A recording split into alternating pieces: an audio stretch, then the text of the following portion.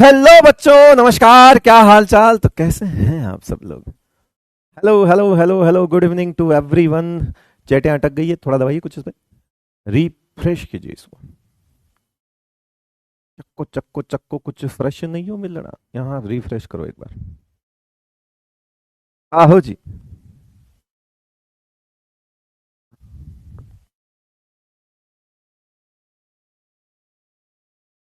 Good evening, नमस्ते। नमस्ते India. नमस्ते।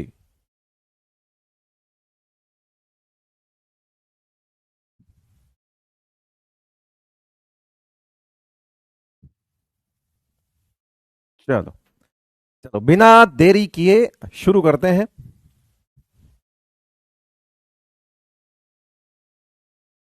चल भाई, लेक्चर नंबर 11 है और ये पढ़ेंगे आज। आयोनाइजेशन एनर्जी हम पढ़ ही रहे थे। आज देखेंगे कि सेकंड आयोनाइजेशन एनर्जी कैसे निकालते हैं। ब्लॉक वाइज आयोनाइजेशन में सिर्फ एस और पी देखेंगे। देखो बेटा, मैं आपको क्लियर कर देता हूं ये चीज।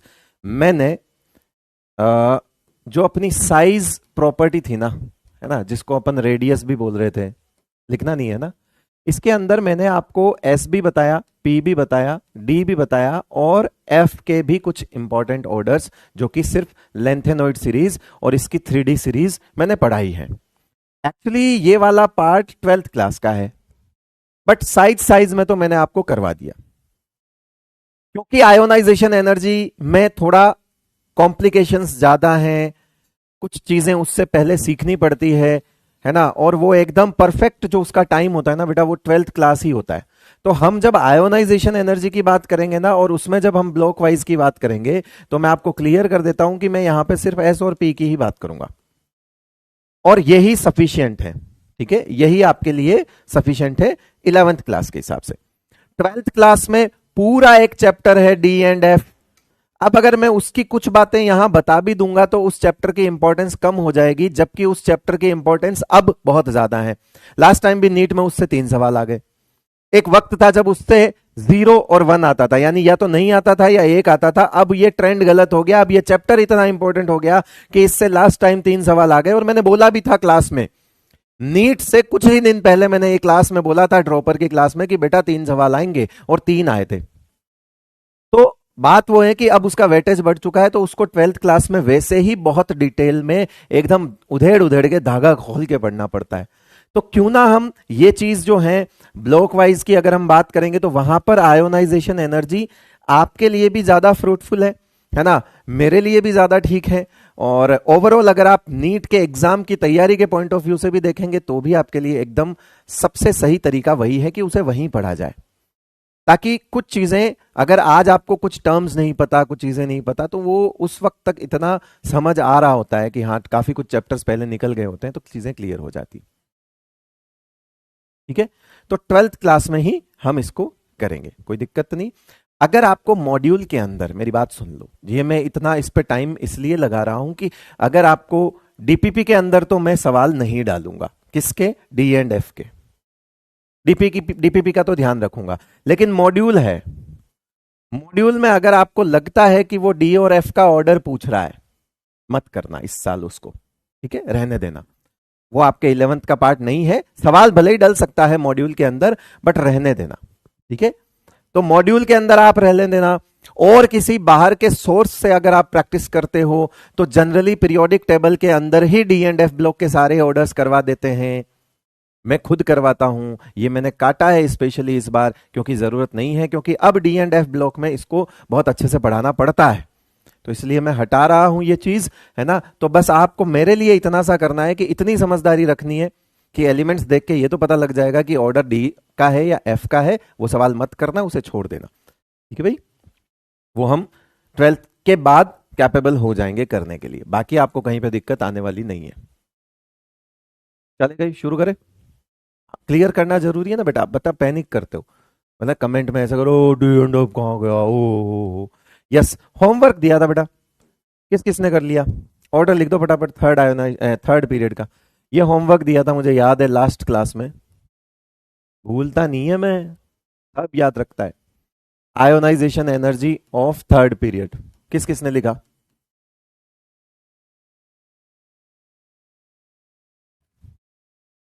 कंप्लीट थर्ड पीरियड का आयोनाइजेशन एनर्जी ऑर्डर किसने लिखा बताओ, जल्दी लिख दो। रिवीजन में कुछ अभी तक रिवीजन के अंदर ये है बेटा, देख मैं बताता हूं, ले एक बालक केरिया की मेरे को रिवीजन करना पड़ रहा। ले बालक इधर देख, देखो और टाबर इन्हें देख ले, सुन। पहली चीज हमने देखी थी साइज, साइज बढ़ती है तो आयोनाइजेशन एनर्जी घटती है, और ये जनरली हमारे ग्रुप में काम आती है। ये हम किसके लिए देखते हैं, फॉर ग्रुप्स, ग्रुप में जब आप देखोगे। फिर अपने देखा जेड इफेक्टिव, ये बढ़ रहा तो आयोनाइजेशन एनर्जी भी बढ़ रही। ये देखता है पीरियड में, और इस पीरियड में एक लफड़ा और हुआ कि दो फैक्टर और लग गए। एक तो चल गया स्टेबल कॉन्फ़िगरेशन का, गलती तुम्हारी नहीं है बेटा, है ना, गलती तुम्हारी नहीं है। 4 दिन बाद अगर क्लास आती है ना, जरूरत पड़ती है रिवीजन की, मैं समझ सकता हूं इस चीज को, पर करें क्या, हम भी मजबूर हैं सिलेबस को करवाने को, कि हर बार आकर 4 दिन बाद रिवीजन कराएंगे, है ना, हर बार आकर अगर 15 मिनट रिवीजन कराएंगे तो तुम्हारा आगे सिलेबस बढ़ता ही जाएगा, बढ़ता ही जाएगा, टाइम चलेगा। स्टेबल कॉन्फ़िगरेशन में एक तो था कि NP6 है, वो मैक्स होता है पीरियड के अंदर, ठीक है। दूसरा दूसरा दूसरा दूसरा दूसरा NP3 और NP4 में NP3 ज्यादा होता है। फिर हमने एक पेनेट्रेशन देखा था, उसमें हमने देखा था कि NS2 से ज्यादा NP1 नहीं होता, NS2 ज्यादा होता है। ये एडजेसेंट में हमने चीजें देखी थी, और इसके लिए हमने सेकंड पीरियड में देखा था कि बेरिलियम और बोरॉन में बेरिलियम ज्यादा था। इसके लिए हमने सेकंड पीरियड में देखा था कि नाइट्रोजन और ऑक्सीजन में नाइट्रोजन ज्यादा था। और थर्ड पीरियड के लिए हम इसके नीचे वाला फॉस्फोरस देख लेंगे और इसके नीचे वाला सल्फर देख लेंगे, जो कि आपको लिखना था। इसके नीचे वाला मैग्नीशियम देख लेंगे और इसके नीचे वाला एल्यूमिनियम देख लेंगे, सेम ही रहेगा,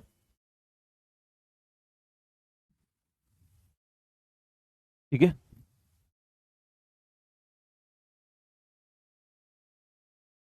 अनिश पूछ रहा है कि सर एनसीईआरटी रीडिंग कब कराओगे। देख पहली चीज तो एनसीईआरटी रीडिंग कराना इस प्रोजेक्ट में तो नहीं है, जो मैं करवाता हूं वो मैं एक्स्ट्रा करवाऊंगा, साफ बात है। इसीलिए अगर वो मेरी तरफ से एक्स्ट्रा चीजें हैं, है ना, वो एडिशनल काम है, तो उसके लिए तू बार बार मुझे परेशान नहीं कर सकता, क्योंकि वो मैं तय करूंगा कि कब कराऊंगा, है ना। पिछली बार ऑपरेटर नहीं था, मेरे पास नहीं है ऑपरेटर, आज भी नहीं है, वो छुट्टी पर है, उसका कोई मतलब शायद तबीयत वबीयत खराब है, क्या है कुछ, तो मैं आज भी वही वाले नोट्स लेके आया हूं, खाली ब्लैंक स्लाइड, ठीक है। और मुझे जब लगेगा तो मैं करवा दूंगा, तेरी एनसीईआरटी नहीं छूटेगी बेटा, मेरा विश्वास रख। अनीश तेरा बिल्कुल भी मतलब क्या बोल सकता हूं मैं, क्या बोलते हैं, एक बुरा होने का क्या बोलते हैं, अनिष्ट से ही जुड़ा जुड़ा कुछ शब्द होता है। नहीं होने दूंगा भाई, विश्वास रख, मुझे जब करवानी होगी मैं करवाऊंगा। पहली चीज वो मेरा स्पेशल फीचर है, और अगर वो मैंने बोला कि मैं करवाता हूं तो तुम बार बार मुझे उस चीज के लिए नहीं बोल सकते, मैं ही करवाऊंगा, क्योंकि उसका सबसे बेस्ट टाइम तो मुझे पता होगा, ठीक है ना। ऐसे डांट नहीं रहा हूं बेटा, है बेटा अनीज हाँ, डांट नहीं रहा बेटा, ऐसे ही बता रहा बस। लियो जी, तो इधर पहले तो थर्ड पीरियड जिस किसको याद नहीं है, वो एक बार जोर से अपने गाल पे, हाँ, दे दो, लाल कर दो, हाथ से लाल करो, बाकी तो पता नहीं कब मौका मिलेगा तुमको, पर एक बार हाथ से जोर से गाल लाल कर लो अपने खुद के हाथ से। और अगर लगता है तुम्हें कि मम्मी पापा हेल्प कर सकते तो उन्हें बोल दो कि मुझे थर्ड पीरियड याद नहीं है, प्लीज आइए मेरी मदद करिए, ये रहा प्लेटफॉर्म, और एक जोरदार प्रस्तुति दे दीजिए। बोल दो, आप उनको बोल सकते हो, ठीक है।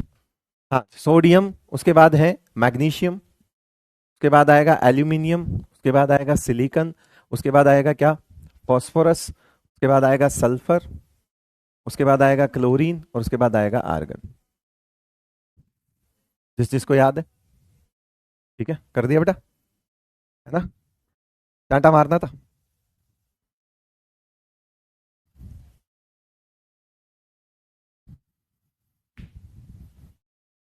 चलो, अब बात आती है,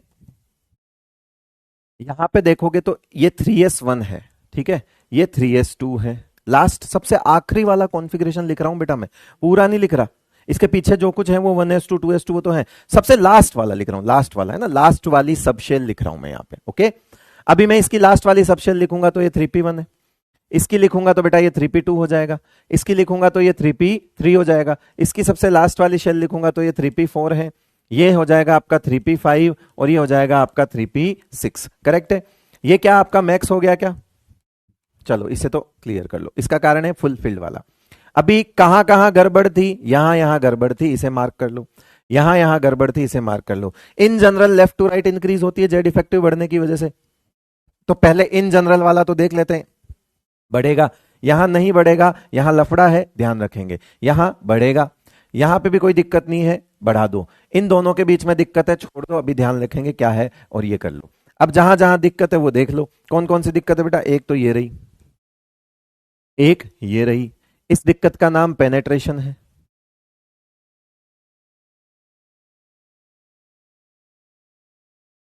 इस दिक्कत का नाम हाफ फील्ड स्टेबल है। ये हमारे दिक्कत दिखता नहीं है, बाकी रीजन तो उसका भी फुलफिल्ड है। वो ऑर्डर ऐसा होता है कि तुम्हें लगता है लेफ्ट टू राइट इंक्रीज होती है तो तुम इसको जेड इफेक्टिव से कंपेयर करते हुए, साइज से कंपेयर करते हुए बोल देते हो, लेकिन जेड इफेक्टिव और साइज वाला फैक्टर नहीं है, ये फुलफिल्ड है, NP6, इस वजह से तो सबका ऑर्डर यही आया है बेटा।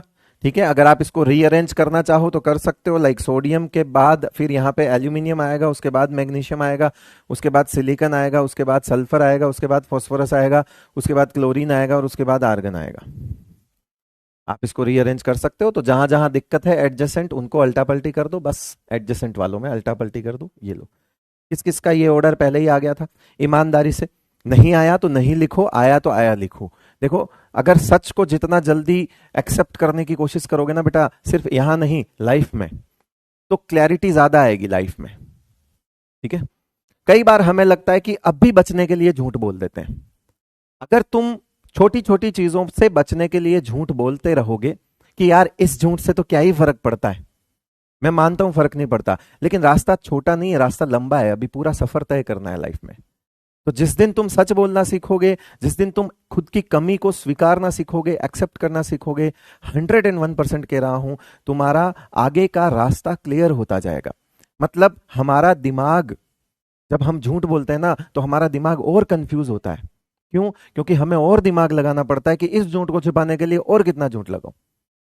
तो इसीलिए हमेशा अपने दिमाग को कंफ्यूजन वाली स्टेट में ना ले जाएं, जहां जो चीज है वहीं बोले, सच को सच कहने की ताकत रखें और झूठ को स्वीकारने की ताकत रखें। आपका हमेशा लाइफ में, ये सिर्फ पढ़ाई की बात नहीं कर रहा हूं मैं, बहुत से ऐसे मौके आएंगे जहां पे आप डिसीजन लेना होगा, आप एकदम सही रहेंगे। चलो, ओके, तो नहीं लिखा था तो कोई बात नहीं, रिवाइज करो।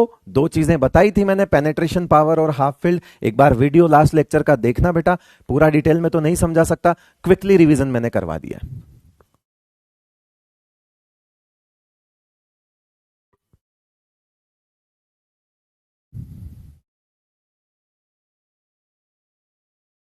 ठीक है,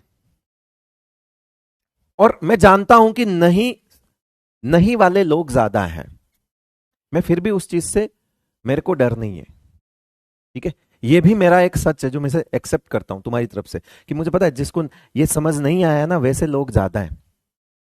बट ये भी ढूंढो कि अगर हमें नहीं आया तो कमी किसकी है। मैंने तो अपना 100% दिया था बेटा लास्ट लेक्चर में, आप वापस देखो, हो जाएगा। एनीवेज, अब तुम्हें कुछ जादू सिखाता हूं, आ जाओ। आयोनाइजेशन एनर्जी के अंदर हम देख रहे हैं अभी IE2, सेकेंड आयोनाइजेशन एनर्जी।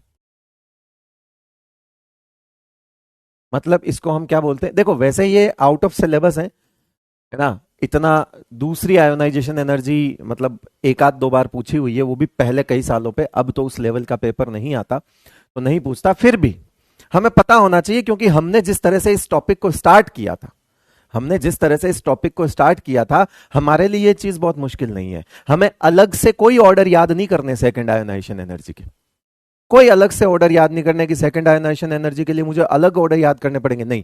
क्योंकि जिस तरह से मैंने इस टॉपिक को उठाया है, मैंने आयोनाइजेशन एनर्जी को बेस से एकदम आपको सिखाया है कि कैसे क्या होता है। तो मैंने ये बताया था बेटा कि एक एटम है जो न्यूट्रल है, उसमें से जब एक इलेक्ट्रॉन निकालते हैं तो वो प्लस बनता है, उसमें से जब दूसरा निकालते हैं तो वो M2 प्लस बनता है। अब आपको यह समझ आ गया था और आपने बोला भी था कि this is the ionisation energy 1 of M and this is the ionisation energy 2 of M। यहां तक चीज क्लियर थी? तो अभी हम किसकी बात कर रहे हैं? अब आप बोलोगे कि सर आसान हो गया सर, आपने जिस तरह से आप दिखा देते हो चीजों को। हाँ, तो मैं क्योंकि मैं उठाता ही वहां से हूं चीज को।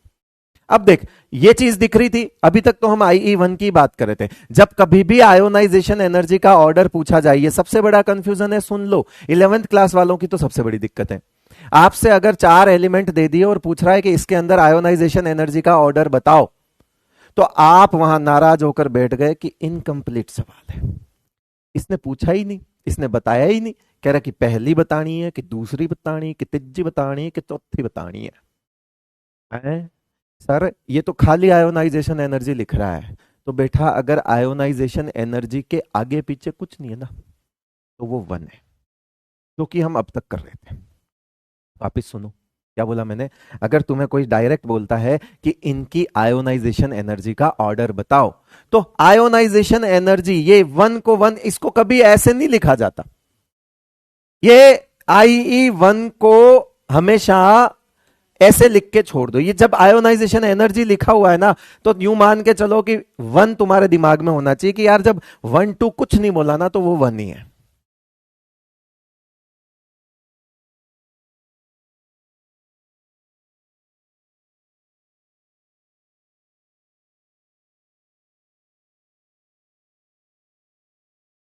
ये चीज क्लियर हुई? वापिस बोलो मैंने क्या सिखाया, वापिस बोलो कि आयोनाइजेशन, आज के बाद जब भी कभी आयोनाइजेशन एनर्जी का क्वेश्चन आएगा तो हम हमारे दिमाग में सर ये वाला कंफ्यूजन नहीं लेकर आएंगे कि ये पहली पूछ रहा है कि दूसरी पूछ रहा है। क्योंकि बेटा जब तुझसे दूसरी या तीसरी पूछेगा तो वो मेंशन करेगा कि दूसरी बता। या तो वो इस तरह से लिखेगा, IE के नीचे 2 लिखेगा, या फिर वो IP के नीचे 2 लिखेगा, या फिर वो पूरा लिखेगा सेकेंड आयोनाइजेशन एनर्जी, पूरा लिखेगा। मतलब उसे जब दूसरी पूछनी होगी वो क्लियरली मेंशन करेगा। लेकिन हमें हर जगह अपना दिमाग नहीं लगाना है कि सर आयोनाइजेशन एनर्जी का ऑर्डर पूछा है, सर पहली बताऊं दूसरी बताऊं। बेटा जब उसने कुछ नहीं पूछा है तो पहली ही होता है। तो याद रखोगे, कुछ नहीं का मतलब पहला, कुछ नहीं का मतलब पहला। नॉर्मल जो अब तक हम सीखते आए हैं, अब तक हमने जो कुछ सीखा वो सब क्या था, पहला ही था। मैंने ये थोड़ी लिखा था अब तक, पीछे ऐसा हेडिंग था, पीछे तो मैंने ये लिखा था फर्स्ट आयोनाइजेशन एनर्जी। नहीं लिखा है तो फर्स्ट ही है, और फर्स्ट लिखा है तो फिर तो फर्स्ट है ही।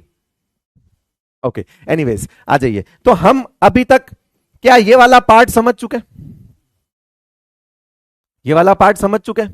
अभी हम इधर कौन से, इधर वाले पार्ट पे काम करेंगे। बेसिकली ये IE2 है। मैं इस प्रोसेस की बात करूंगा, अब मैं इस प्रोसेस की बात करूंगा। अब मेरा सवाल ये है कि यहां पे तुमने कितना इलेक्ट्रॉन निकाला। यहां इस एटम के रेस्पेक्ट में, सॉरी इस एलिमेंट के रेस्पेक्ट में बात करूंगा, M एलिमेंट के रेस्पेक्ट में बात करूंगा। इस प्रोसेस का मतलब क्या हुआ? क्या फर्स्ट इलेक्ट्रॉन रिमूव हो गया? फर्स्ट इलेक्ट्रॉन रिमूव हो गया। वापस सुनो, फर्स्ट इलेक्ट्रॉन रिमूवल जो हमने अब तक पढ़ा वो फर्स्ट इलेक्ट्रॉन रिमूवल प्रोसेस है। क्या ये चीज क्लियर है? अभी हम कौन से प्रोसेस पे हैं बेटा? अभी हम कौन से प्रोसेस पे आ गए? IE2 मतलब second electron removal from M। उसकी दूसरी है, इसकी तो पहली है ना? उसकी दूसरी है, इसकी पहली है। वो मैंने रिश्तेदारियां समझा दी थी, वो कोई फर्क नहीं पड़ता। मैं इसे IE1 ऑफ M प्लस लिख सकता हूं, which is not common actually. अगर सवाल बनता है तो ही ऐसा सवाल वो पूछेगा, अदरवाइज जनरली जो है वो उस न्यूट्रल एलिमेंट के रेस्पेक्ट में ही पूछा जाता है प्रोसेस, है ना? तो न्यूट्रल के रेस्पेक्ट में ये पहली हुई, ये दूसरी हुई। तो आपको ये समझ आ गया कि अच्छा जी, जब हमने पहला इलेक्ट्रॉन रिमूव किया, कहां से? ऑब्वियसली हमारे पास तो कॉन्फ़िगरेशन है देखने के लिए इलेक्ट्रॉन, है ना? कि भाई इसका सर इसमें इलेक्ट्रॉनिक कॉन्फ़िगरेशन 3s2 था सर लास्ट में, है ना, है मान लिया इसका इलेक्ट्रॉनिक कॉन्फ़िगरेशन 3s2 था सर, है ना, मान लिया या ns2 लिख दूं, चलो ns2 लिख दूं। अब तुम कह रहे हो कि एक निकला होगा, जब बेटा एक निकला होगा तो ये भाई साहब ns1 बने होंगे, एक निकला होगा तो ये भाई साहब ns1 बने होंगे। बस यहां हम नब्ज पकड़ लेंगे, यानी कि सेकंड आयोनाइजेशन एनर्जी अगर मुझे लिखनी है तो मुझे कॉन्फ़िगरेशन के बारे में सोचना पड़ेगा, क्योंकि तुम जब सेकंड की बात कर रहे हो तो इसका मतलब है फर्स्ट हो चुका है। जब तुम सेकंड की बात कर रहे हो तो इसका मतलब है फर्स्ट हो चुका है। फर्स्ट होने का मतलब एक रिमूव हो चुका है, फर्स्ट होने का मतलब एक रिमूव हो चुका है। अरे जब एक रिमूव हो चुका है तो हम कॉन्फ़िगरेशन में से एक कम कर देंगे। अब तुम दूसरा इलेक्ट्रॉन ns2 के पास थोड़ी मांगने जा रहे हो, दूसरा इलेक्ट्रॉन तुम जब वापस मांगने जा रहे हो तो जब तुम जिसके पास जा रहे हो दूसरा इलेक्ट्रॉन मांगने, वो अब ns2 नहीं रहा, वो अब ns1 है। यानी अब तुम अप्रोच कर रहे हो ns1 को, क्यों? क्योंकि तुमने कॉन्फ़िगरेशन में से एक कम करना पड़ेगा ना, एक तो निकाल दिया बेटा। तो यानी हमें सेकंड आयोनाइजेशन एनर्जी अगर लिखनी है तो हमको कॉन्फ़िगरेशन जो ओरिजिनल कॉन्फ़िगरेशन है, बताओ देसी जुगाड़ बता रहा हूं, एमडीजे हैं ये, ऐसे ऐसे टीचर मिलेंगे आपको जो सेकंड आयोनाइजेशन एनर्जी का ऑर्डर अलग याद करवाते हैं, कह रहा अलग याद करो कि इसकी पूछे फर्स्ट तो ये, इसकी पूछे सेकंड तो ये। अलग याद नहीं करना है बेटा, अलग याद नहीं करना है, हाँ अलग तरीके से याद करवाऊंगा मैं, और वो मैं करवाऊंगा। कैसे करवाऊंगा? अभी करवाऊंगा। देखो अभी समझ आ गया कि कॉन्फ़िगरेशन में से एक कम करना है। क्या समझ आया? कि कॉन्फ़िगरेशन में से एक कम करना है। क्लियर? एक कम करना है साहब। बस यहां पर हमको एक तरीका मिल गया, यहां पे हम लिख देंगे अपना एमडीजे। और वो एमडीजे क्या है ना, वो एमडीजे ये है कि IE2 लिखने के लिए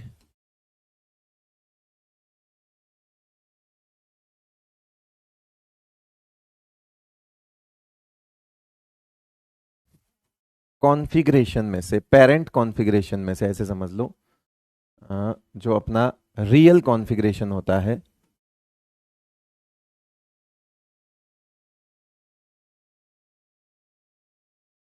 एक इलेक्ट्रॉन कम कर देंगे। सिंपल, ये जुगाड़ आ गया। बोलो निकल गया जुगाड़।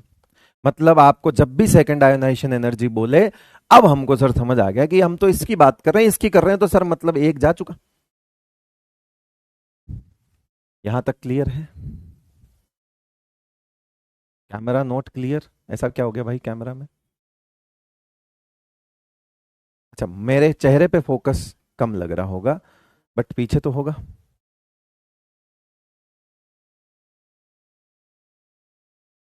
हाँ ये नोट करो ना, इसको तो बेटा नोट कर ले। ये तो, ये वो चीज है जो हमेशा काम आएगी। रियल इलेक्ट्रॉनिक कॉन्फ़िगरेशन में से एक इलेक्ट्रॉन कम कर देंगे, एंड जो रिजल्टिंग कॉन्फ़िगरेशन आएगा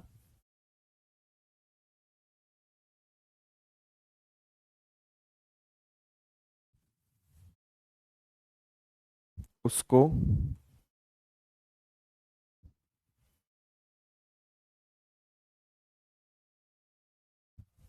अरेंज कर देंगे। अब वो किससे अरेंज करना है? ब्रह्मास्त्र के अकॉर्डिंग अरेंज कर देंगे। लिख देना इसमें, ब्रह्मास्त्र के अकॉर्डिंग अरेंज कर देंगे। एंड ब्रह्मास्त्र मैंने बताया था, बदलना नहीं बेटा। क्या? NS1 से NP1 से NS2 से NP2 से NP4 ज्यादा से NP3 ज्यादा से NP4 सॉरी NP5 से NP6। ले भैया ओम फॉर्म। ये मैंने आपको लास्ट लेक्चर में बताया कि नहीं बताया? सही बताओ, ईमानदारी की बात बताना। क्या मैंने लास्ट लेक्चर में ये बताया था कि भैया ये ब्रह्मास्त्र हैं? इसको ब्रह्मास्त्र इसीलिए बोला गया है कि ये फर्स्ट आयोनाइजेशन एनर्जी में तो काम करता ही है, ये सेकंड में भी काम करेगा, इनफैक्ट ये थर्ड में भी करता है, बट इतना दूर हमें जाने की जरूरत नहीं पड़ेगी। तो हमारा काम सेकंड तक है। ये ब्रह्मास्त्र मैंने बताया था। आपने फर्स्ट आयोनाइजेशन एनर्जी को कॉन्फ़िगरेशन वाइज, इसमें एलिमेंट मत सोचना, मैं साफ कह रहा हूं, इसको एलिमेंट के फॉर्म पे मत समझना। आपको जो कुछ करना है, आप इस ब्रह्मास्त्र को याद करो। अगर आपको ये याद है तो आप फर्स्ट भी लिख दोगे, जो कि हम सीख चुके हैं, और आप सेकंड भी लिख सकते हो। आप सेकंड भी लिख सकते हो। बोले सर अभी तो कुछ समझ नहीं आ रहा, अभी आएगा। अरे बेटा नोट कर, अभी देख तेरा जादू हो गया। ये तो तुमको पहले से आता है, बस इसके अकॉर्डिंग ये अरेंज कर देंगे, लेकिन रिजल्टिंग कॉन्फ़िगरेशन को इसके अकॉर्डिंग अरेंज करेंगे। अब रिजल्टिंग किसका क्या आएगा वो हम अभी एग्जांपल करेंगे तो देखेंगे। आ जाओ फिर। कैमरा ब्लर ब्लर कर रहे हैं, पता नहीं क्या हो रहा। ये कैमरा ब्लर कर रहे हैं, उसको भेजना। ये कौन देखता, आईटी वाले या स्टूडियो वाले? रुक जाओ भाई, स्टूडियो इंचार्ज कितने जा रहा है?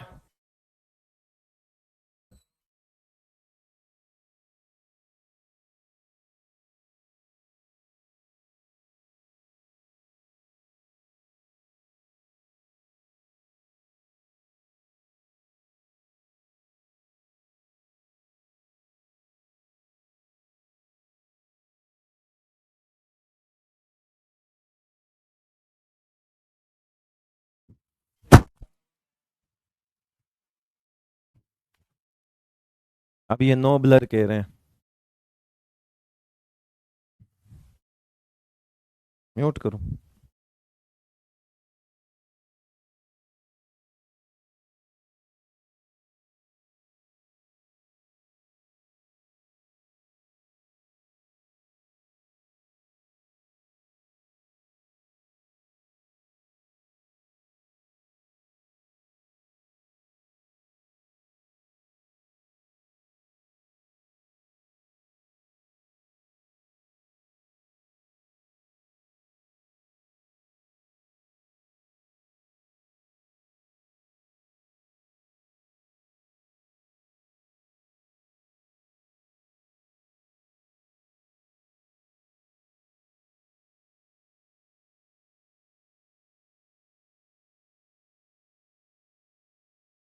चलो ठीक है, बढ़िया, सब सही है भाई। मुझ गरीब के क्यों मजे लेते हो तुम, मुझे समझ नहीं आती बात है। पाप लगेगा तुमको, इससे भी लगता है, केवल पेन उठाने से नहीं, इससे भी पाप लगता है। किसी मासूम को बेवजह परेशान करोगे ना, ज्यादा पाप पड़ेगा। पेन नहीं उठाने से तो पाप भी पड़ेगा, और एक ड्रॉप और भी पड़ेगा, लेकिन ऐसे तो एक और पड़ेगा पाप। गरीब मत बनाओ, गरीब के मजे ले रहे हो। देख लेना तो, वो देख रहा सब, वो कैमरा नहीं, वो सबसे बड़ा कैमरा। हाँ।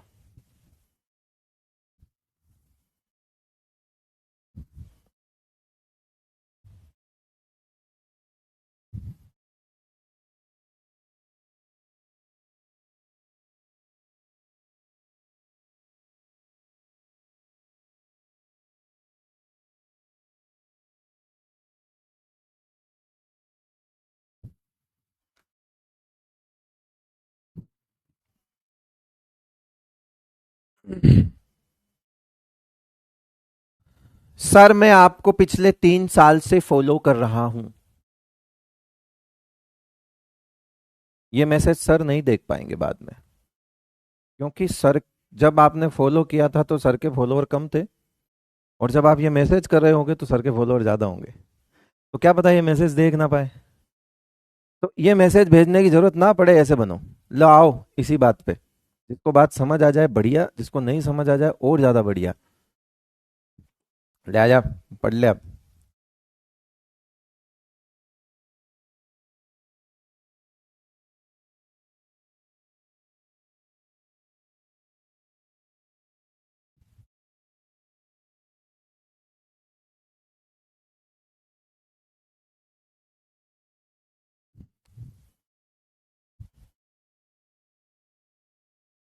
चलो तो वो नोट कर लिया। अब अपन उसकी एग्जाम जो 2-3 एग्जाम्पल करवाऊंगा सर, ज्यादा नहीं करवाना बेटा, अभी क्लियर हो जाएगा। पहले छोटा सा एक चीज लेते हैं, छोटी सी एक चीज जहां पे चीजें क्लियर हो जाएंगी। एक साथ 4 का सेट नहीं लेते हैं अभी, छोटा कंपैरिजन देखेंगे। देखो अगर मैं यहां पे लिखता हूं कार्बन, या छोड़ो नाइट्रोजन, ऑक्सीजन और फ्लोरीन लिखा मैंने, मेरी बात को समझना। तो तुमको इनकी क्या लिखनी है, सेकेंड आयोनाइजेशन एनर्जी। इस तरह से मैं ब्रैकेट में लिख रहा हूं, मतलब हमें कौन सा ऑर्डर लिखना है बेटा, आयोनाइजेशन एनर्जी ऑर्डर।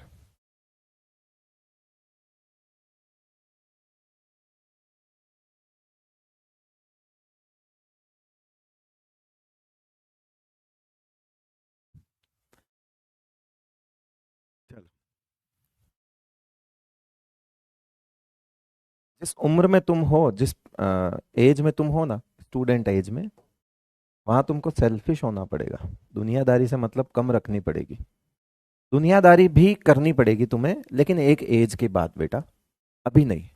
अभी सिर्फ तुम अपना फायदा देखो, सिर्फ अपना फायदा। बन जाओ मतलबी, 2 साल के लिए एकदम मतलबी बन जाओ। भाई मैं मेरे मतलब की बात करूंगा, सिंपल, तेरे मतलब की भी करूंगा 2 साल बाद, ऐसे बोल दो, ठीक है भाई। NOF लिखा, हमारा काम है, हम इनका पहले एक काम करते हैं, रियल कॉन्फ़िगरेशन लिखते हैं। ये क्या रियल कॉन्फ़िगरेशन में 2p3 है, ये 2p4 है और ये 2p5 है। अब देखना, मेरी बात सुनना, ब्रह्मास्त्र को साइड में लिख देना बेटा। ब्रह्मास्त्र कहता है कि NS1 then NP1 then NS2, है ना, then NP2 then NP3, sorry then NP4 then NP3, है ना, then NP5 and then NP6। ये ब्रह्मास्त्र याद रख लेना, मैंने गलत तो नहीं लिखा यहाँ पे, P4 के बाद P3 है, बिल्कुल सही है, ठीक है, बिल्कुल सही है। हाँ अब देखो, ये साइड में ये ब्रह्मास्त्र याद होना चाहिए, और ये मैंने पहले ही करवा दिया था बेटा, इसमें सब आ गया। ये वजह है पेनेट्रेशन, ये वजह है आपकी हाफ फील्ड, इसमें सब कुछ आ चुका है पहले ही। वो जो 2 फैक्टर हमें परेशान करते थे एडजेसेंट इधर उधर घुमा के, वो इसमें है, इसे कुछ अलग मत समझो, ये हम कर चुके हैं। हमें इसके अकॉर्डिंग अरेंज करना है, किसको किसको, इस कॉन्फ़िगरेशन को, या इसमें से एक एक कम करूं। मैं इस कॉन्फ़िगरेशन को अगर इसके अकॉर्डिंग अरेंज कर दूंगा, तो मैं तो फिर इनकी फर्स्ट आयोनाइजेशन एनर्जी लिख दूंगा। मेरी बात समझना बेटा, मेरी बात समझना, मैं क्या सिखा रहा हूं, मैं सिखा रहा हूं कि अगर इस कॉन्फ़िगरेशन को मैं अरेंज कर देता हूं, ये जो मुझे दिख रहा है रियल कॉन्फ़िगरेशन, अगर मैं इसे अरेंज कर देता हूं इसके अकॉर्डिंग, तो मैंने ना चाहते हुए भी इनकी आयोनाइजेशन 2 नहीं फर्स्ट लिख दी। तो मैं क्या करूंगा, इसमें से एक एक कम करूंगा, इसमें से क्या करूंगा बेटा, एक एक कम करूंगा। यानी कि अगर मुझे यह लिखना है, जब भी IE2 देखूंगा तो मैं इसे 2p2 लिखूंगा, जब भी मैं इसे लिखूंगा तो मैं इसे 2p3 लिखूंगा, और जब भी इसे मैं लिखूंगा तो 2p4 लिखूंगा। ओ बे, पहले नाइट्रोजन ऑक्सीजन में हाफ फील्ड फुल फील्ड लग रहा था बे, ये देख, ये P4 कम हो जाता है और P3 ज्यादा हो जाता है, P4 कम हो जाता है और P3 ज्यादा हो जाता है। यानी कि हमने जो चीज नाइट्रोजन ऑक्सीजन के लिए सीखी थी, वो तो फर्स्ट आयोनाइजेशन एनर्जी में सीखी थी। यानी एलिमेंट याद नहीं रखेंगे सर, कॉन्फ़िगरेशन याद रखेंगे। अब हमारे पास ये कॉन्फ़िगरेशन है, अब हम सारा ध्यान इस पे देंगे। अब हम इस कॉन्फ़िगरेशन को इसके अकॉर्डिंग अरेंज करेंगे। आ जाओ देखो भैया, ये 2p2 है, डेफिनेटली ये रहा NP2, फिर हमारे पास NP4 NP3, ये देखो ये यहां से यहां तक, यहां से यहां तक का काम हो रहा है अपना। यानी कि 2p2, पहले एक काम करो, सबसे पहले क्या करोगे, ऐसे लिखोगे कि 2p2 सबसे कम होता है सर, सर P3 P4, अरे बेटा P3 P4 में तो हाफ फील्ड लगता है, यानी कि पहले P4 आएगा फिर 2p3 आएगा। ओके ओके ओके, अब हमें क्या करना है, अब हमें देखना है कि तुमने 2p2, अभी तुमने इसको अरेंज किया ना, तो इसके ऊपर एलिमेंट कौन था, नाइट्रोजन था, तो नाइट्रोजन लिखने का। अभी तुमने यहां पे 2p4 लिखा ना, तो 2p4 पे ऊपर कौन था, फ्लोरीन था, तो उसको फ्लोरीन लिखने का। और यहां पे 2p3 है तो इसको ऑक्सीजन लिखने का। तो हाफ फील्ड ऑक्सीजन नाइट्रोजन में था, सेकेंड आयोनाइजेशन एनर्जी में वही हाफ फील्ड फ्लोरीन ऑक्सीजन के बीच में एप्लीकेबल हो गया।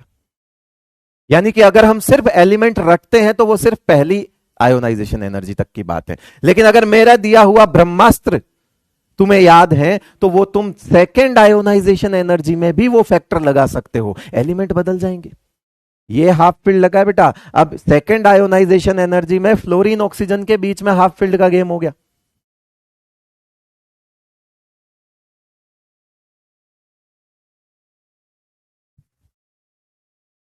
समझ आया बेटा? तुम्हारो न्यू चैप्टर नहीं है, प्लानर को ज्यादा ऐसा है, देख प्लानर तुमको देते हैं तो ये तुम्हारा सम्मान है, लेकिन तुमको लगता है कि प्लानर के अकॉर्डिंग ही टीचर चलना चाहिए, तो बेटा वो फिर तुम्हारा मतलब वो तुम नादान हो, तुम्हें नहीं पता ना बैच की डिमांड क्या है, बैच को कितना स्लो पढ़ाना है, बैच को कितना फास्ट पढ़ाना है, ये टीचर को पता होता है। टीचर की स्पीड हर बैच में सेम नहीं रह सकती, इसीलिए प्लानर में प्लस माइनस हो सकती है चीज। तो इसीलिए प्लानर के अकॉर्डिंग ये मत बोलना कि कल से न्यू चैप्टर शुरू होगा, नहीं होगा, वो जब मैं चाहूंगा तभी होएगा, मैं मेरे हिसाब से पढ़ाऊंगा। ये तुमको प्लानर मिल जाता है इसका मतलब ये नहीं है कि तुम वहां पे जज बन जाओ, वो रखो तुम, ताकि चैप्टर के नाम याद करने पड़ जाए, कल को इतनी बुरी स्थिति आ जाए कि चैप्टर कौन कौन से वो तो याद करूं, प्लानर से डायरेक्ट याद कर लेना कि इसमें इस चैप्टर में है क्या क्या सब टॉपिक्स, वो तो याद करूं। अरे भाई बुरे दिन आते समय थोड़ी लगता है, इसलिए प्लानर देते हैं तुमको कि बेटा वो पढ़ लेना यार पीडीएफ से क्या क्या सब टॉपिक्स होते हैं, कम से कम किसी के सामने बात करने लायक तो रहेगा। आहो जी क्या हुआ, ले आ। अब देखो मेरा सवाल है कि इफ IE1 ऑफ IE1, या यूं कह दो कि if order of IE1 between carbon and nitrogen is, then find IE2 order between them.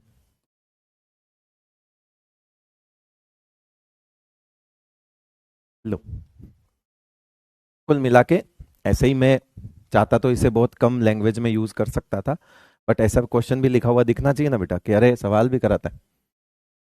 चलो बताओ, आपको IE1 ऑर्डर कार्बन और नाइट्रोजन का दिया हुआ है, कह रहा है ये IE1 है ना, आपको IE2 का ऑर्डर बताना है।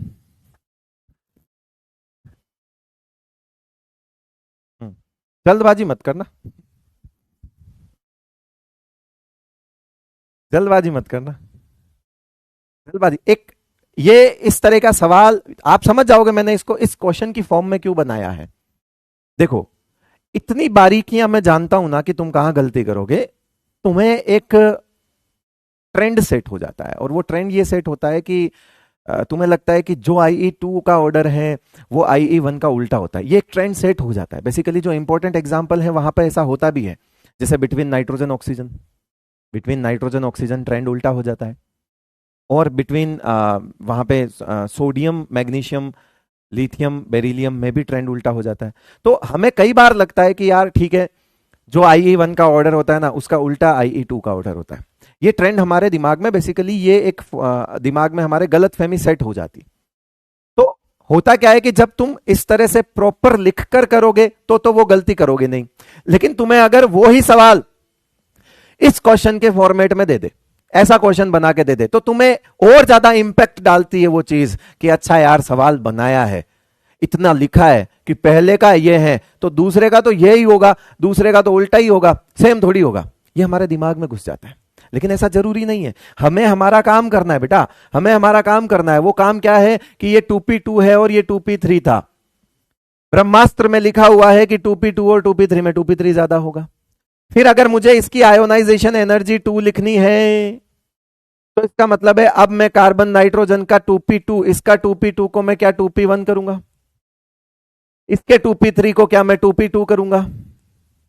अब मैं किसको ब्रह्मास्त्र के अकॉर्डिंग अरेंज करूंगा? तो अब मैं इसको ब्रह्मास्त्र के अकॉर्डिंग अरेंज करूंगा तो अभी भी P1 से ज्यादा तो P2 ही होता है, यानी कि इसकी पहली दूसरी बराबर है। लेकिन ना तो इसकी वजह से हमें बाकियों का ट्रेंड सेट करना है, ना बाकियों की वजह से इसका ट्रेंड सेट करना है।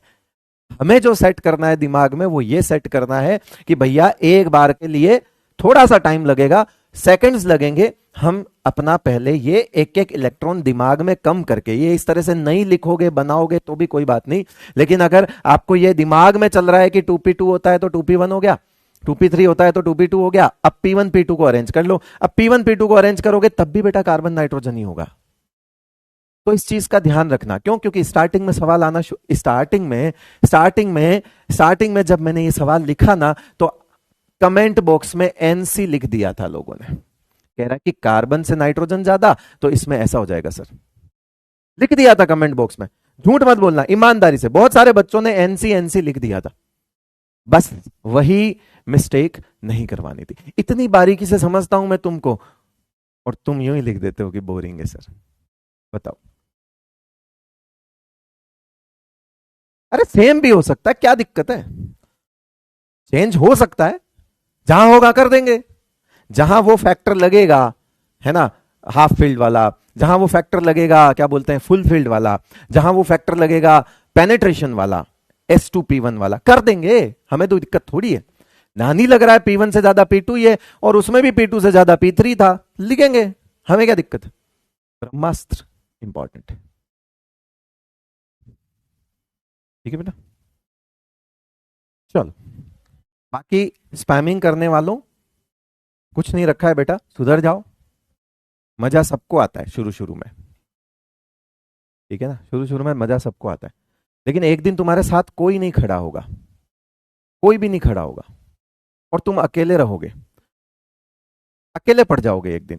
क्योंकि अगर यहां स्पैमिंग करोगे और पढ़ोगे नहीं तो तुम्हारा ये वक्त गया, किताबों ने तुम्हारा साथ छोड़ देना है, टीचर ने तुम्हारा साथ छोड़ देना है। और अगर तुम 2 साल तक 3 साल तक स्पैमिंग करते रहे और नहीं पढ़े तो रिजल्ट नहीं आएगा ऑब्वियसली। उस जगह पे फिर पेरेंट्स ने भी तुम्हारा साथ छोड़ देना है कि यार इससे नहीं हो रहा है। तो काम ऐसे मत करो कि लाइफ में जाके अकेले पड़ जाओगे, काम ऐसा करो कि कोई साथ खड़ा रहे तुम्हारे, स्पैमिंग मत करो। घर वाले जिस दिन तुमको अकेला छोड़ देंगे ना सबसे बुरा लगेगा।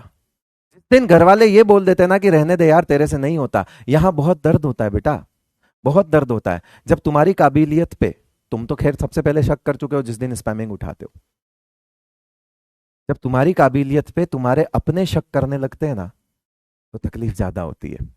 दूसरा तो कोई कुछ भी बोले, पेरेंट्स जब शक कर लेना कि नहीं होगा तेरे से, उस दिन ज्यादा दुख होता है। इसीलिए अपना 100% दो, कहीं ऐसा ना हो कि स्पैमिंग के चक्कर में वो वक्त निकल जाए जहां पे तुम खुद को प्रूव ना कर पाओ और वो खुद ये बोल दे जाके कि नहीं होगा तेरे से, रहने दे।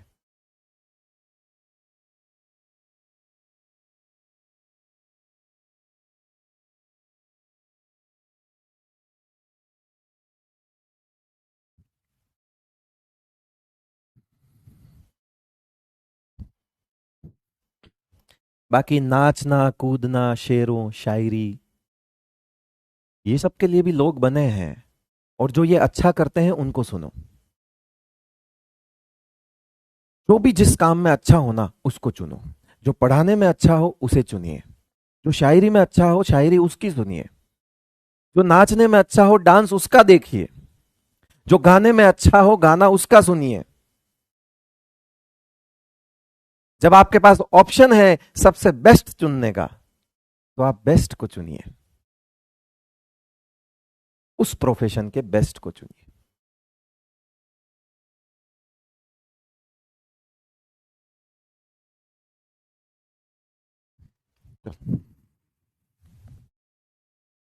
आइए भाई, और जिस दिन बेस्ट चुनना सीख जाओगे ना, सब बेस्ट है।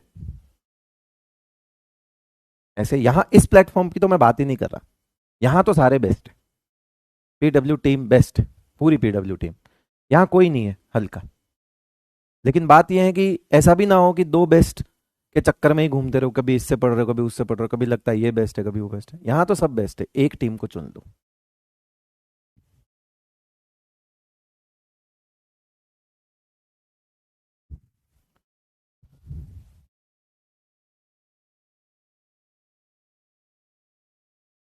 हाँ कोई भी, यहां सब बेस्ट है बेटा, यहां कोई हल्का नहीं है, क्योंकि हमें लाने वाला जो है ना इस प्लेटफॉर्म पे, हमको लाने वाला जो इंसान है ना, उससे बेस्ट कुछ है ही नहीं ना फिलहाल इस इंडस्ट्री में, है ही नहीं। वो जानते हो तुम, वन एंड ओनली अलग सर, तो वो बेस्ट ही चुनते हैं तुम्हारे लिए,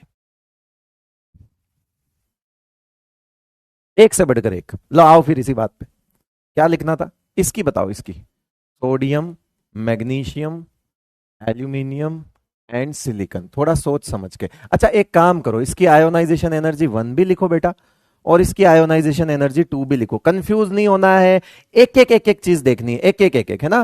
पहले इसकी सेकंड लिखो, फिर इसकी दूसरी लिखना, क्लियर है। आराम से, बहुत टाइम दे रहा हूं मैं आपको, बहुत टाइम दे रहा हूं, पूरा प्रैक्टिस का मौका दूंगा। पहले आराम से लिखो, आराम से पहली लिखो, फिर दूसरी लिखो, ठीक है बेटा।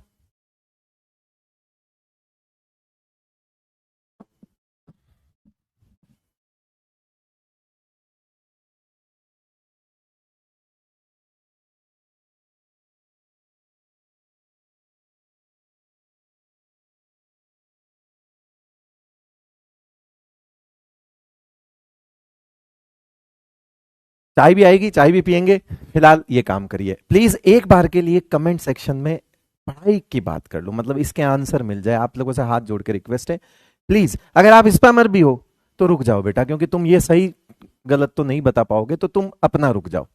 और जो बच्चे पढ़ रहे हैं प्लीज हाथ जोड़ता हूं मैं, उन्हें ये इसका आंसर लिखने दो, है ना, उनको आंसर लिखने दो बेटा। मैं समझ सकता हूं।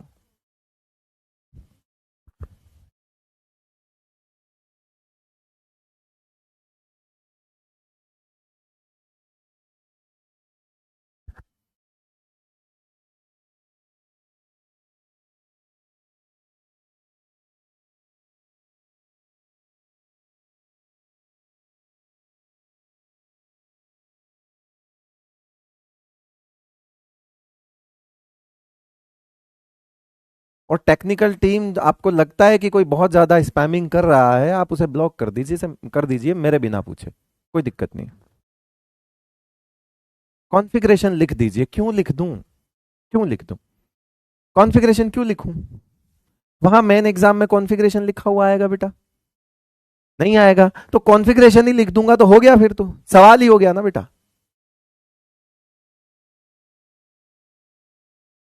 कॉन्फ़िगरेशन लिख दीजिए, चलो ऐसे करना है इसको, 3s1, ये 3s2, ये 3p1 और ये 3p2, करेक्ट है। ब्रह्मास्त्र याद होना चाहिए, S1 से ज्यादा S2 होता है, ठीक है, लेकिन यहां पे लफड़ा पड़ता है, यहां पे अगर आप इसको फाइनल ऑर्डर अरेंज करेंगे तो फाइनल ऑर्डर आपका इधर अरेंज होगा कि 3s1 से ज्यादा 3s2, राइट, सॉरी, इनके बीच में क्या लगता है, पेनेट्रेशन, तो पहले 3p1 आ जाएगा, फिर 3s2 जाएगा, S2p1 में पेनेट्रेशन लगता है कि नहीं लगता है, लगता है, फिर कौन आएगा आपका 3p2। अब किसके ऊपर क्या लिखा है, तो इसके ऊपर तो अभी को हमने फर्स्ट आयोनाइजेशन एनर्जी लिखनी है, तो हमें दिक्कत है नहीं, हम लिख देंगे सोडियम, उसके बाद एल्यूमिनियम, और हम ये कर भी चुके हैं, पूरा थर्ड पीरियड उसका ही एक टुकड़ा है ये मैग्नीशियम, और यहां पे क्या आ जाएगा आपका सिलिकॉन, करेक्ट है। यहां पे देख लेना, यहां पेनेट्रेशन की वजह से ऑर्डर चेंज हुआ है, ये हम आज होमवर्क का आंसर यही था हमारा, पूरा थर्ड पीरियड लिखा था, ये उसका एक छोटा सा टुकड़ा है। अब आते हैं कि सेकेंड आयोनाइजेशन एनर्जी में क्या होगा, बस वही देखना है, ये 3s2 है, ये 3p1 है, और ये 3p2 है।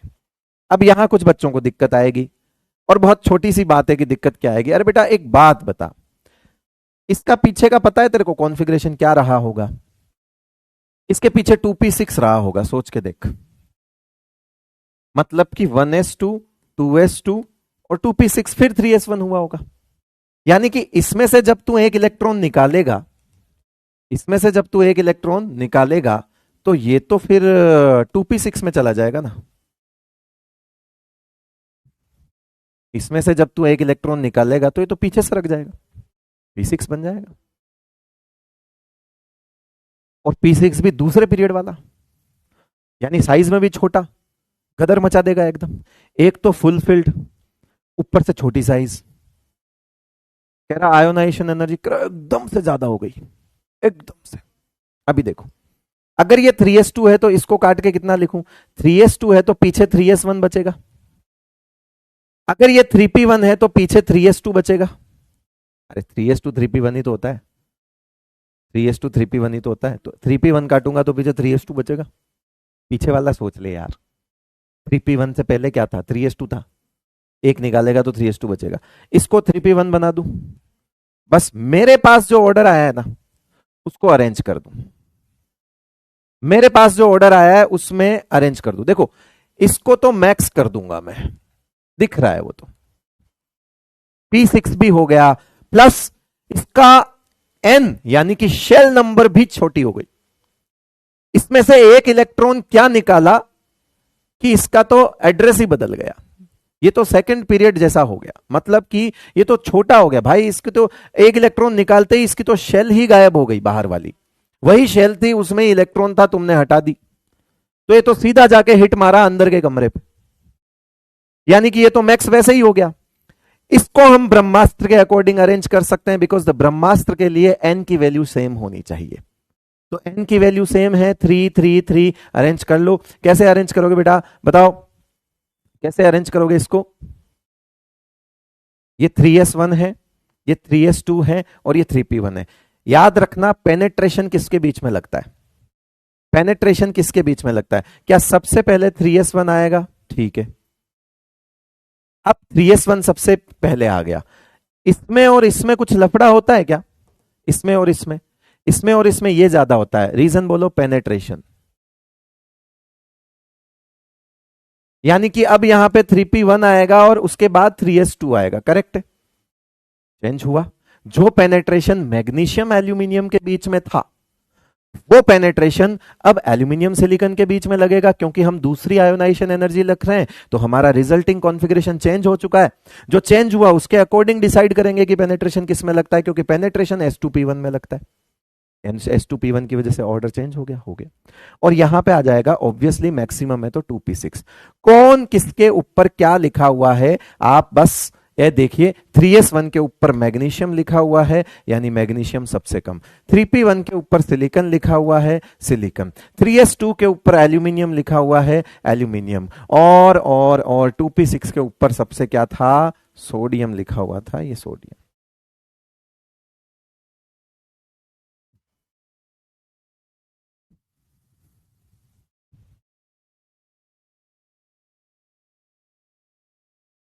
क्लियर है, लेवल सबके निकलेंगे, क्लियर बेटा, गुड।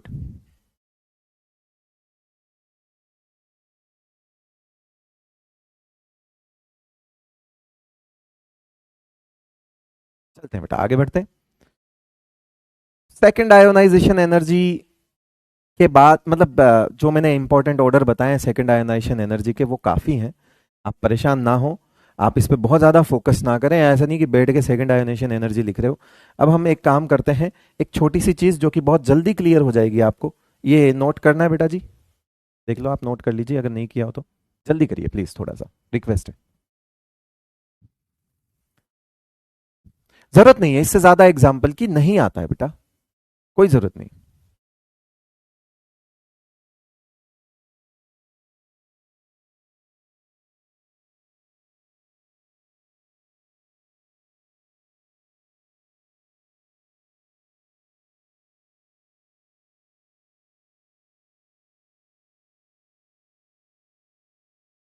गुड, आगे बढ़ते हैं कि आयोनाइजेशन एनर्जी ऑर्डर, अब ये मैंने कुछ नहीं लिखा है तो मतलब 1 है, ठीक है, इन आयंस ऑफ सेम एलिमेंट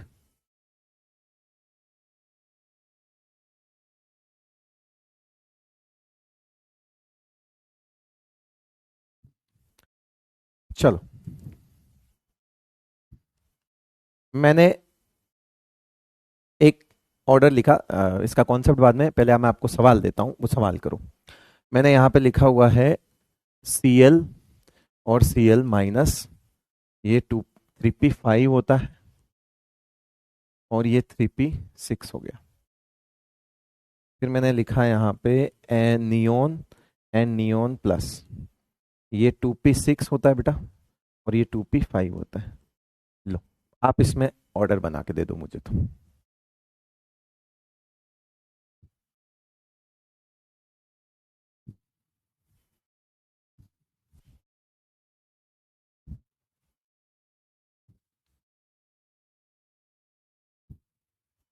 जिनको पहली नजर में प्यार होता है ना देखते ही, वो थोड़ा बच के करना।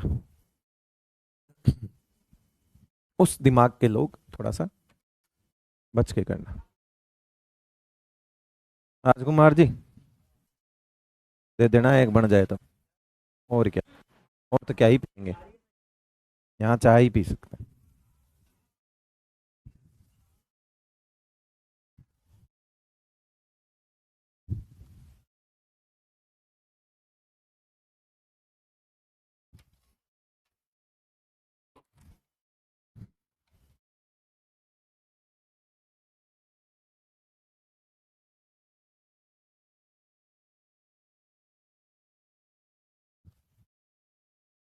चल, यस, बिल्कुल बिल्कुल बिल्कुल। अब बहुत सारे हैं।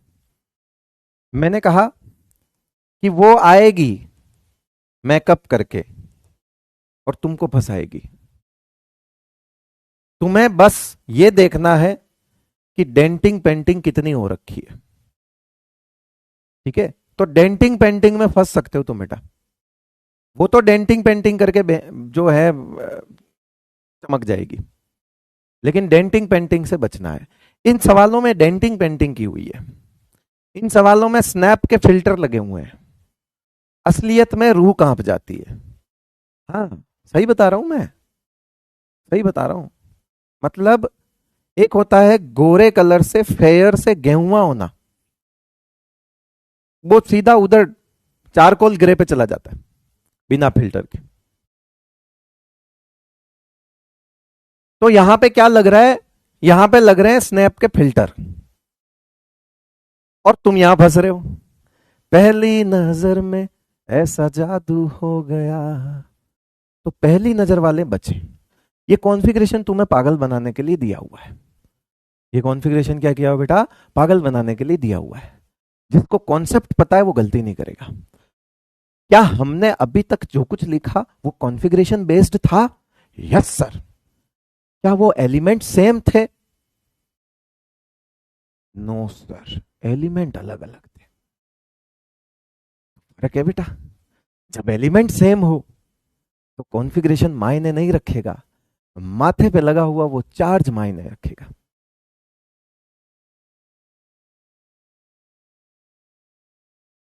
तो इसीलिए हमेशा दिखावे पे ना जाए, आपको वो फंसाएगा। ये कॉन्फ़िगर ऐसी जगह पे, मैंने कहा ना सवाल में कॉन्फ़िगरेशन नहीं देता, यहां देगा वो। और तुमसे कह रहा ब्रह्मास्त्र कहता है, ब्रह्मास्त्र कहता है P5 से P6 ज्यादा, ब्रह्मास्त्र कहता। अरे ब्रह्मास्त्र में एलिमेंट्स अलग अलग थे, ब्रह्मास्त्र एक ही एलिमेंट के लिए नहीं था। अगर तुम एक ही एलिमेंट की आयोनाइजेशन एनर्जी लिख रहे हो तो डेफिनेटली वो फर्स्ट सेकंड वाली बात हो गई फिर तो, कि भाई क्या होगा क्या नहीं होगा। अब यहां पे आपको सिर्फ चार्ज देखना है, इसीलिए नोट लगा के पहले ये चीज साइड में लिखें। In this case do not consider electronic configuration.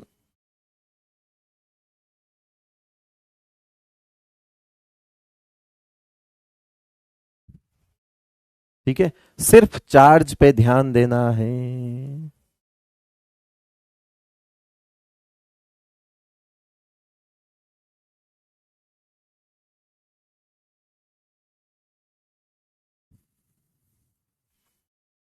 Configuration तुमको बहकाएगा।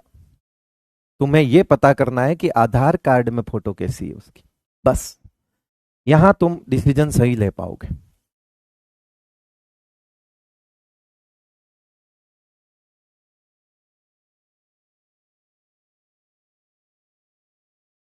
ठीक है, क्योंकि ये सिंपल सी बात है बेटा। इसका मतलब क्या है, ये पेरेंट एटम है और ये माइनस है। अब बताओ, माइनस बड़ा होता है कि छोटा? माइनस बड़ा होता है कि छोटा? अगर ये किसको याद है, ionic size, ionic size is inversely directly proportional to negative charge and inversely proportional to positive charge। And क्योंकि साइज और आयोनाइजेशन एनर्जी उल्टा होता है, इसलिए हम ऊपर वाला ये भी लिख सकते हैं कि ionization energy is directly proportional to positive charge and inversely proportional to negative charge. Size और आयोनाइजेशन एनर्जी उल्टे चलते हैं, साइज और आयोनाइजेशन एनर्जी उल्टा चलता है। तो जो रिलेशन हमने साइज के लिए सीखा था वो रिलेशन यहां उल्टा हो जाएगा, यानी प्लस ऊपर और माइनस नीचे आ जाएगा। और आप बेसिक तरीके से भी छोड़ सकते हो। क्या माइनस बड़ा होता है? ठीक है, अगर माइनस बड़ा होगा तो आयोनाइजेशन एनर्जी कम लगेगी। क्यों? क्योंकि इसमें एक इलेक्ट्रॉन ज्यादा हो गया, खींचने वाले तो उतने ही रह गए बेचारे। तो इसीलिए माइनस वाले की क्या हो जाएगी बेटा, कम, और प्लस वाले की क्या हो जाएगी बेटा, ज्यादा। कॉन्फ़िगरेशन ना देखें, हाँ, कॉन्सेप्ट सीखें।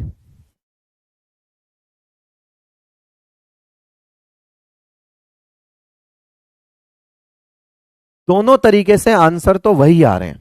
एक बच्चा कह रहा, बेटा दोनों तरीके से आंसर वो कैसे आ रहे हैं? तू P6 से ज्यादा P5 को लिख रहा है क्या? अब तक लिख रहा था क्या? अगर तू कॉन्फ़िगरेशन देखेगा तो तू बोलेगा P6 फुलफिल्ड होता है, इसकी ज्यादा कर दो। है? अबे लक्कड़ बग्गे, ध्यान से तो देख ले पहले। मतलब तेरे को तो वो भी नहीं समझ आया, मतलब तेरे को तो वो भी समझ नहीं आया। अरे सिंपल सा फंडा है यार। जब भी कोई सेम एलिमेंट के आयंस दे दे, जब भी कोई सेम एलिमेंट के आयंस दे दे, सेम एलिमेंट के, तुम्हें खाली माइनस प्लस देखना है, माइनस की कम प्लस की ज्यादा। क्यों? उल्टा क्यों हुआ सर? क्योंकि साइज हमने माइनस प्लस का देखा हुआ है ना, और साइज की उल्टी आयोनाइजेशन एनर्जी होती है। तो ये तो बिल्कुल कंसेप्चुअल चीज है, यहां तो कोई लफड़ेबाजी भी नहीं है, ये तो बढ़िया चीज है, ये तो एग्जाम में आनी चाहिए ऐसी, तो कम से कम गलती ना हो, कॉन्सेप्चुअल है ये।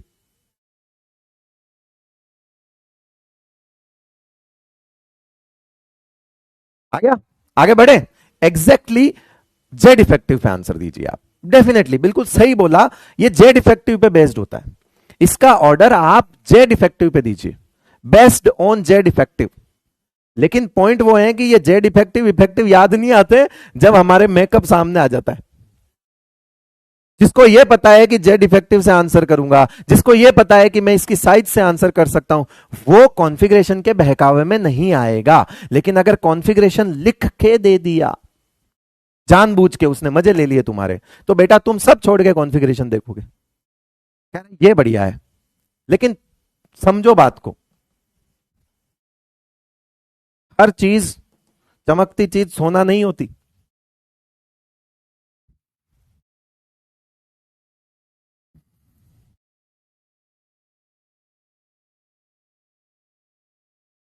ठीक है, तो अब मैंने साइड में लिख दिया भाई, चार्ज कंसिडर करना है, यानी कि चार्ज बोले तो जेड इफेक्टिव, बस। अब ठीक है। एक कह रहा है सर अगर चार्ज ना हो तो, क्या बोलूं मैं इसका? मतलब उसका सवाल पता है क्या है? पहले हेडिंग पढ़ ले बेटा, सेम एलिमेंट लिखा है, सेम एलिमेंट में वो मुझे पूछ रहा है कि चार्ज ना हो तो, वो ये कह रहा है कि ऐसा हो तो, बराबर कर देना बेटा।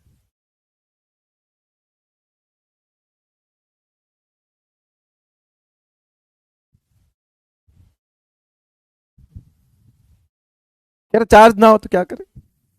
तो फिर सेम एलिमेंट की सेम ही होगी ना, बराबर कर देना। नहीं हो, चार्ज नहीं है, उसने कहा चार्ज हटाओ, मैंने हटा दिया, बराबर कर देना बेटा। क्या पूछ रहे हो यार तुम? हैं? क्या पूछ रहे हो, मैं सही बताओ तुम।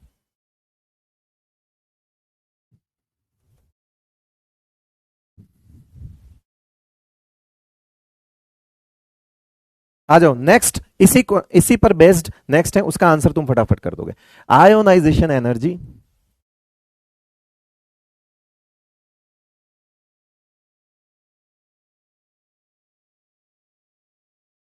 Orders in iso electronic.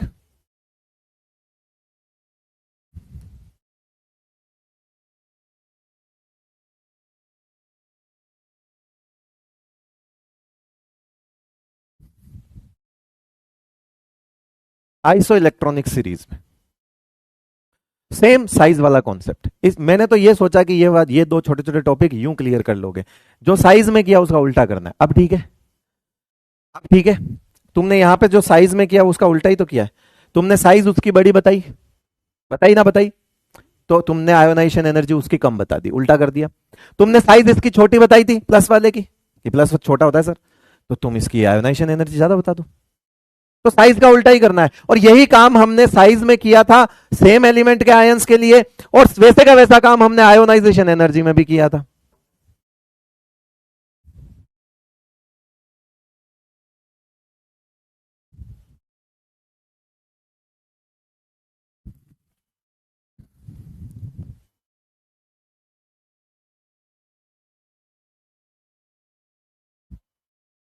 समझ नहीं आ रहा है सर, मैं सच्ची में स्पैमर नहीं हूं।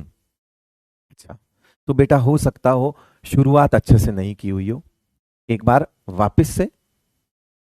अच्छा, हो सकता है ऐसा कि स्पैमिंग नहीं कर रहा हो और फिर भी समझ नहीं आ रहा हो, कोई बात नहीं, वापस से देख। ठीक है, कहीं ना कहीं तो मिस्टेक करी होगी। इतना आराम से, इतना रुक कर, इतना धीमे, एक एक चीज समझाते हुए, मेरे को नहीं लगता कि पीडब्ल्यू के अलावा और कहीं पढ़ाता है कोई टीचर। ठीक है ना, मुझे नहीं लगता, क्योंकि देखो 3 कोचिंग में तो मैं भी पढ़ा चुका हूं, तो हमें भी पता है कि कहां पे क्या इंस्ट्रक्शंस हमें मिलते हैं। चलो, तो अगर मैं यहां पे वही अपनी फेवरेट्स वाली N3 माइनस O2 माइनस, ठीक है, उसके बाद F माइनस, उसके बाद Na प्लस, उसके बाद Mg2 प्लस, उसके बाद, हाँ बहुत काफी है, इतना काफी है, ये सब 10 इलेक्ट्रॉन वाले हैं। ठीक है, आइसो इलेक्ट्रॉनिक का मतलब समझा दिया। साइज माइनस वाले की ज्यादा थी, तो आयोनाइजेशन एनर्जी उल्टी हो जाएगी यार। ठीक है, साइज का उल्टा कर देना है यार, क्या इतना लिखना है यार, जब पता है कि साइज और आयोनाइजेशन एनर्जी उल्टी चलती है, तो जैसा साइज में सीखा था उसका उल्टा कर देना। साइज सबसे छोटे प्लस वाले की थी, आयोनाइजेशन एनर्जी सबसे ज्यादा उसकी होगी, जितना प्लस उतनी आई ज्यादा।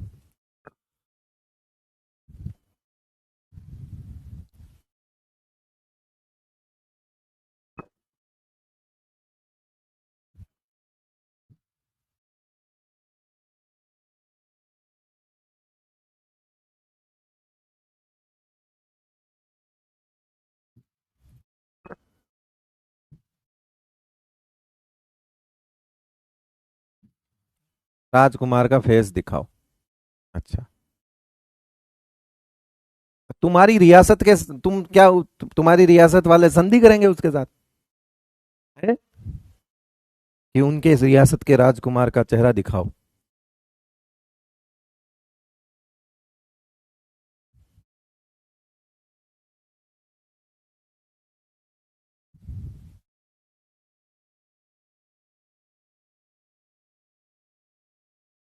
खुद की इंस्टाग्राम की फोटो पे तो इमोजी लगा के फोटो खींचना है, या मोबाइल आड़े रख के फोटो खींचना है, और लोगों के फेस रिवील करा रहे हैं, बताओ।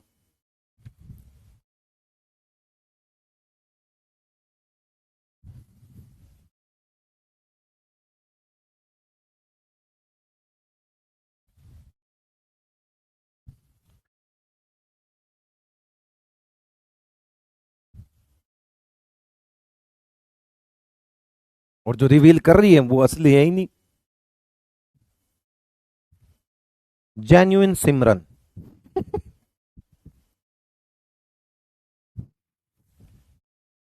जेन्युइन सिमरन। चल भाई।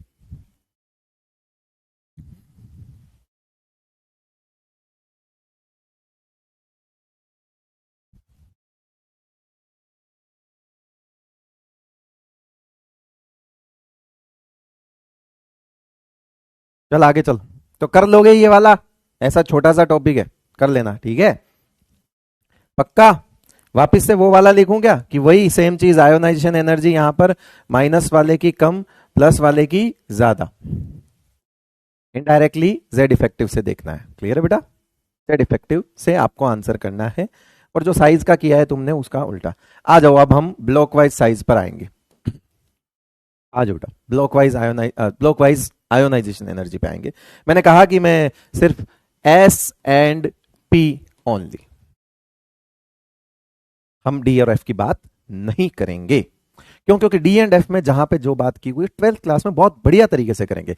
मेरी मदद के लिए आपको सिर्फ, अगर आपको कहीं 11th क्लास में आपके मॉड्यूल के अंदर कहीं पे क्वेश्चन नजर आता है तो उसे अवॉइड करना है। टेस्ट में देने नहीं दूंगा, डीपीपी में मैं नहीं दूंगा, बात खत्म हो गई, ठीक है। डीपीपी में और टेस्ट में नहीं आने दूंगा, बस समस्या खत्म। चलो, स्कूल में आपके आएगा नहीं।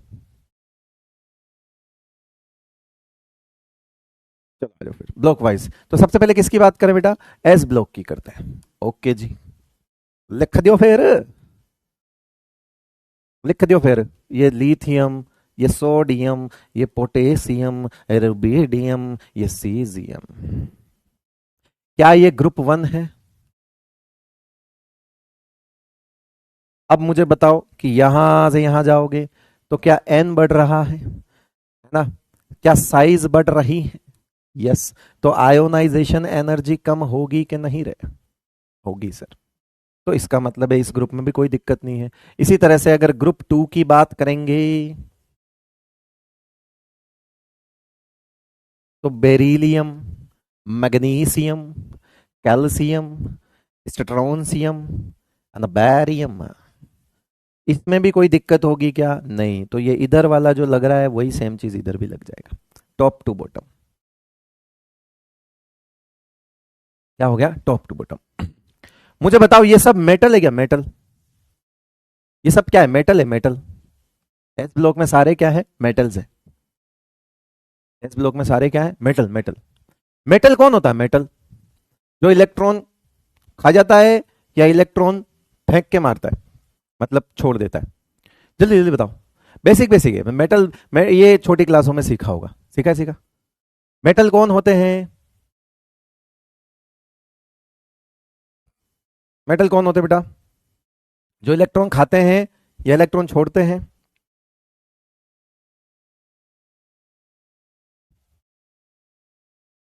लूज करते हैं। Good good good good. और अभी हम आयोनाइजेशन एनर्जी पढ़ रहे हैं बेटा, और आयोनाइजेशन एनर्जी का मतलब क्या होता है? इलेक्ट्रॉन को निकालना। आयोनाइजेशन एनर्जी का मतलब क्या होता है? इलेक्ट्रॉन को रिमूव करना। मेटल होते ही वो हैं जो रिमूव करना चाहते हैं। मेटल होते ही वो हैं जो रिमूव करना चाहते हैं। खुद ही आप कह रहे हो इलेक्ट्रॉन छोड़ता है सर, मैं कह रहा हूं हाँ सही बात है, इलेक्ट्रॉन छोड़ता है। और आप कह रहे हो आयोनाइजेशन एनर्जी का मतलब इलेक्ट्रॉन निकालना, तो उसमें से इलेक्ट्रॉन निकाल रहे हो, और मेटल कह रहा है कि मुझ में से इलेक्ट्रॉन ले लो, छोड़ रहा हूं मैं, दे दो। अब मुझे बताओ, मुझे बताओ, जिसकी आयोनाइजेशन एनर्जी कम होगी, जिसकी आयोनाइजेशन एनर्जी कम होगी, सुनना बेटा ध्यान से, जिसकी आयोनाइजेशन एनर्जी कम होगी वो इलेक्ट्रॉन देर से देगा या जल्दी देगा?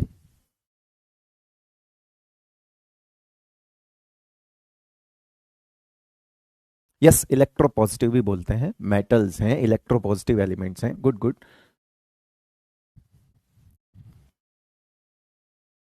जिसकी आयोनाइजेशन एनर्जी कम होगी वो इलेक्ट्रॉन देर से देगा या जल्दी दे देगा? गुड, जल्दी देगा। क्यों? क्योंकि आयोनाइजेशन एनर्जी कम का मतलब क्या है? कम एनर्जी देने पर इलेक्ट्रॉन दे रहा है, तो जल्दी दे रहा है ना फिर तो मुझे बताओ इसमें से, इसको देख के बताओ, एक एक ग्रुप की बात कर रहा हूं बेटा मैं ना, इसको मिक्स नहीं करना है।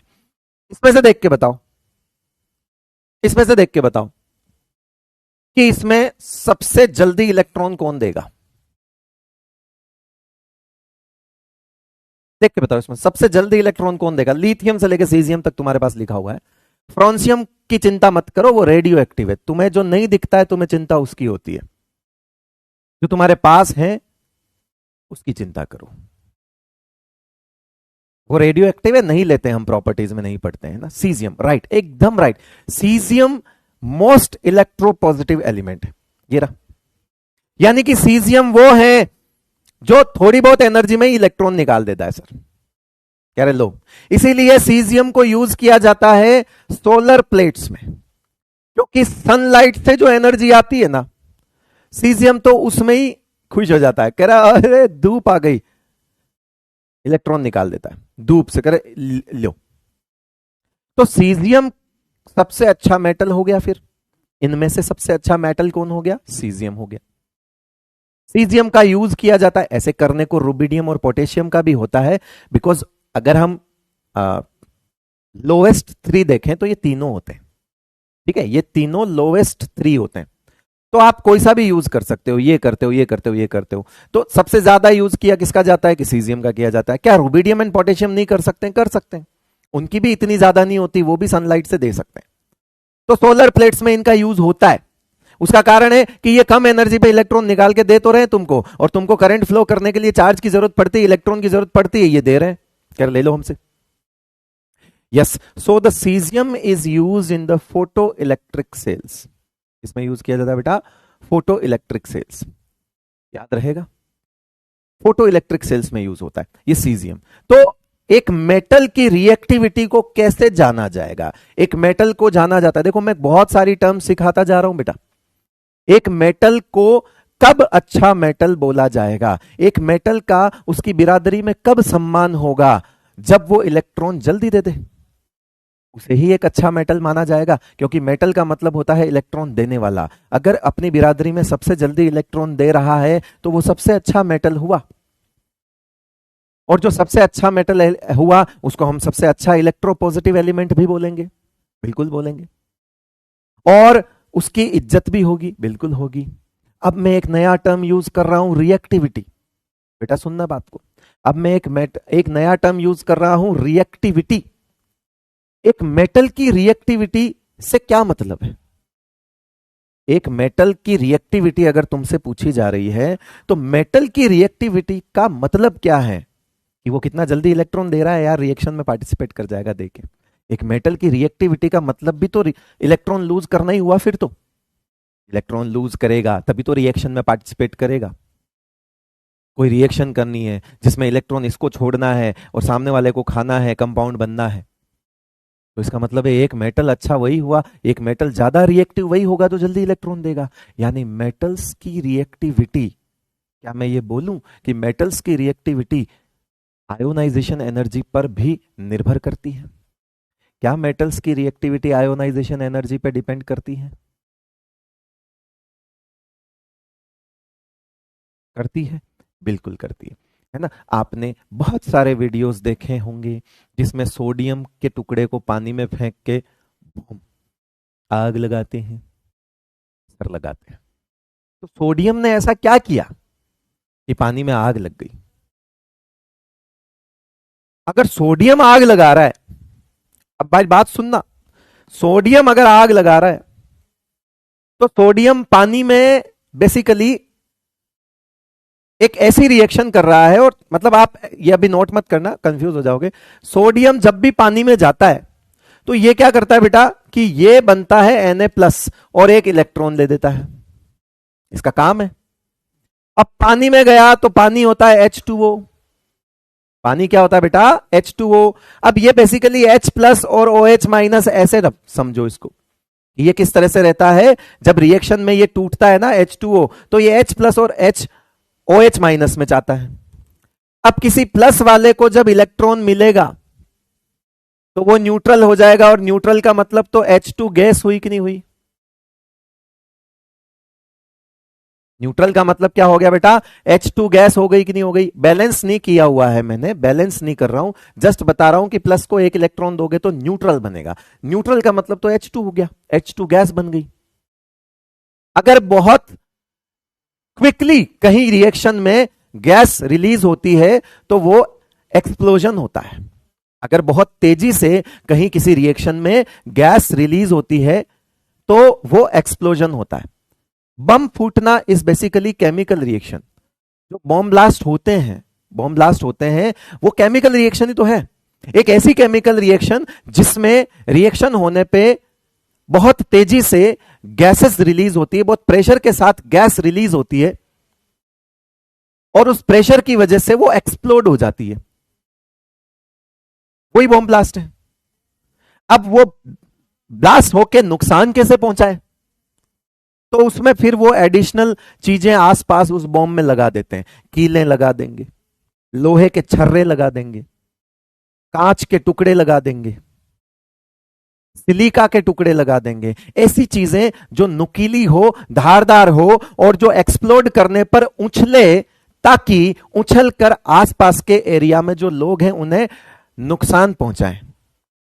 बॉम्ब यही है, एक रिएक्शन कराओ और उस रिएक्शन में एक्सप्लोड कराओ और ये चीजें उछाल दो।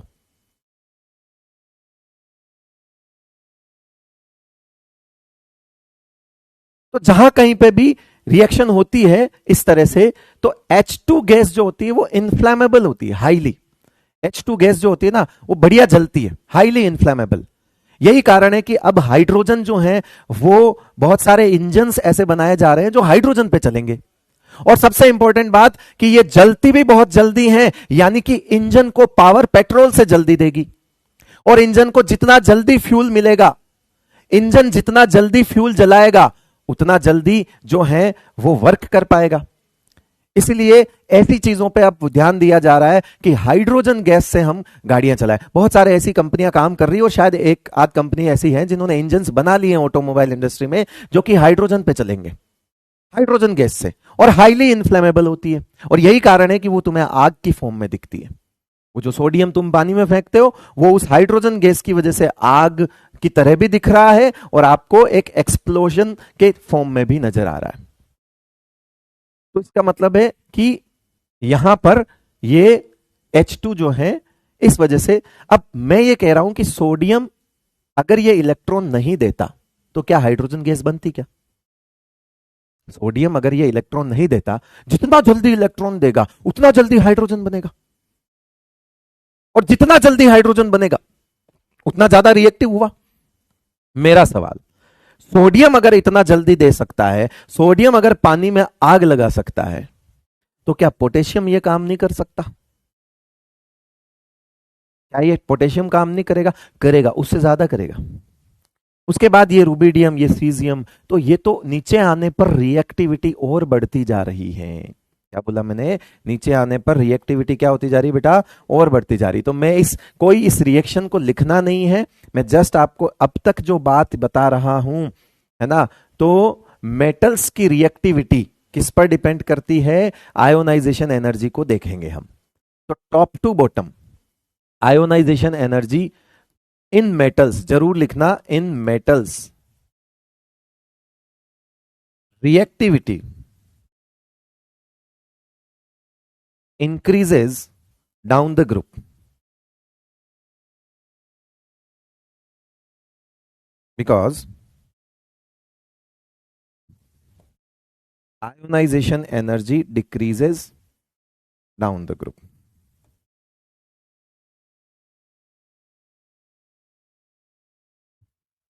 मेटल्स जरूर लिखना, है ना। तो इलेक्ट्रोपॉजिटिव कैरेक्टर लिख दो आप, है ना। रिएक्टिविटी लिख दो, है ना। यहां पे आप रिएक्टिविटी के साथ साथ इलेक्ट्रोपॉजिटिव कैरेक्टर भी लिख सकते हो।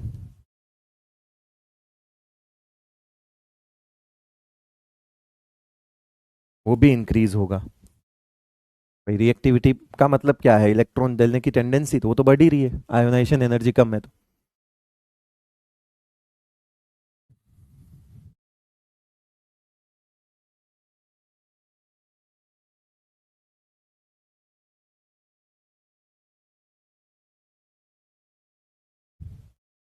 ठीक है भाई, क्लियर है।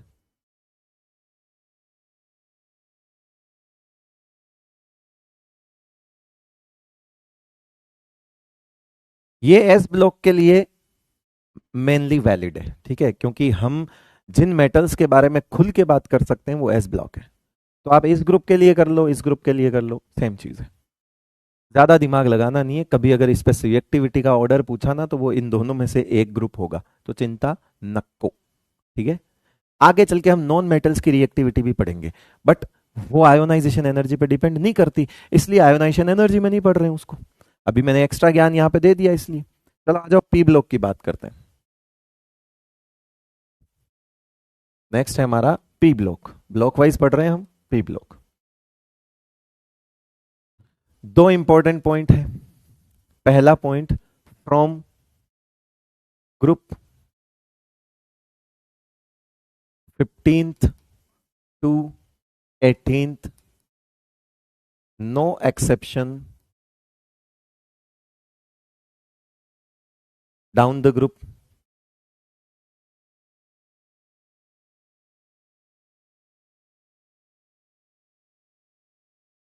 on moving down the group।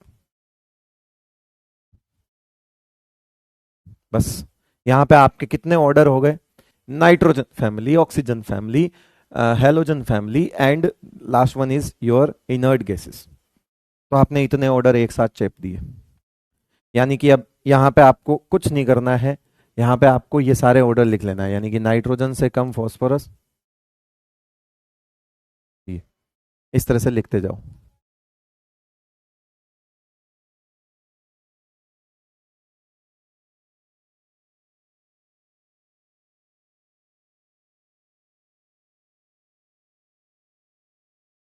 लिखते जाओ टॉप टू बॉटम, जनरल है ना, no exception, top to bottom तो आयोनाइजेशन एनर्जी कम होनी चाहिए, कम हो रही है।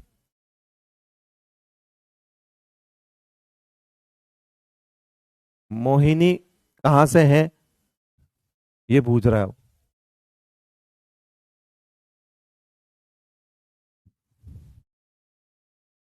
हैं? एक किसी मोहिनी को पूछ रहा है कि मोहिनी तुम कहां से हो? क्यों नाचना है तेरे को? टीवी पे ब्रेकिंग न्यूज, हाय रे मेरा गागरा, उस पे नाचेगा क्या?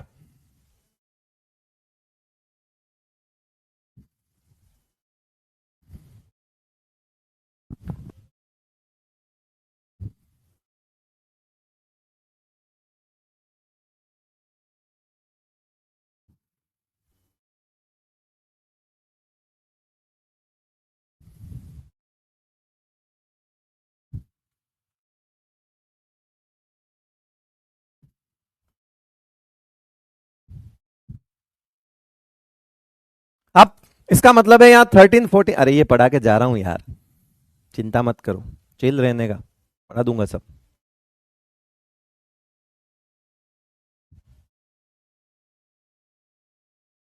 लिख लिया? तो इसका मतलब गड़बड़ किसमें है?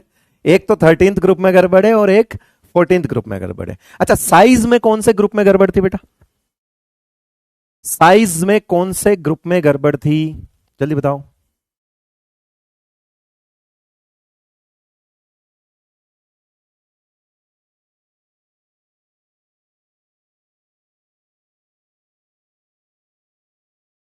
रेडोन रूडोन भी लिख देना यार, तो क्यों परेशान हो रहा है यार, क्यों क्यों थक रहा है? अगर उसकी ज्यादा होती कुछ होता तो मैं लिख देता ना। लिख देना यार, जो आए जो लास्ट तक लिख देना, ठीक है। Yes only in 13th, but यहां पे 14th में भी दिक्कत है। आ जाओ फिर इसी बात पे कि एक तो लिखो यहां ग्रुप 13th और एक लिखो यहां ग्रुप 14th। इंपॉर्टेंट यही हो जाते हैं जो अलग चलते हैं। और लिख दो इसमें फटाफट, क्या क्या ये boron, aluminium, gallium, indium, thallium, यहां लिख दीजिए। यहां कार्बन, सिलिकॉन। अभी तक ये किसको याद नहीं हुआ ये बता दें पहले। जो पहली क्लास में ट्रिक ट्रिक कर रहे थे वो अभी भी टीप टीप के ही लिख रहे होंगे। टीप।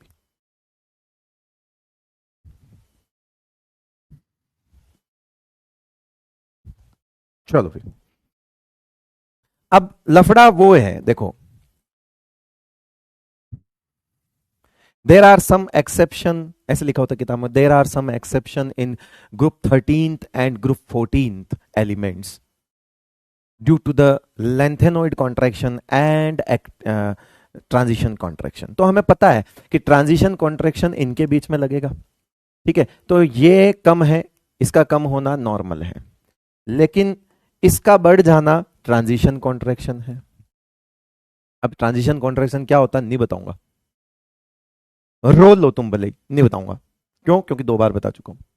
फिर इसका कम होना इस वापस नॉर्मल है, लेकिन इसका वापस बढ़ जाना ये फिर से लेंथेनॉइड कॉन्ट्रैक्शन है।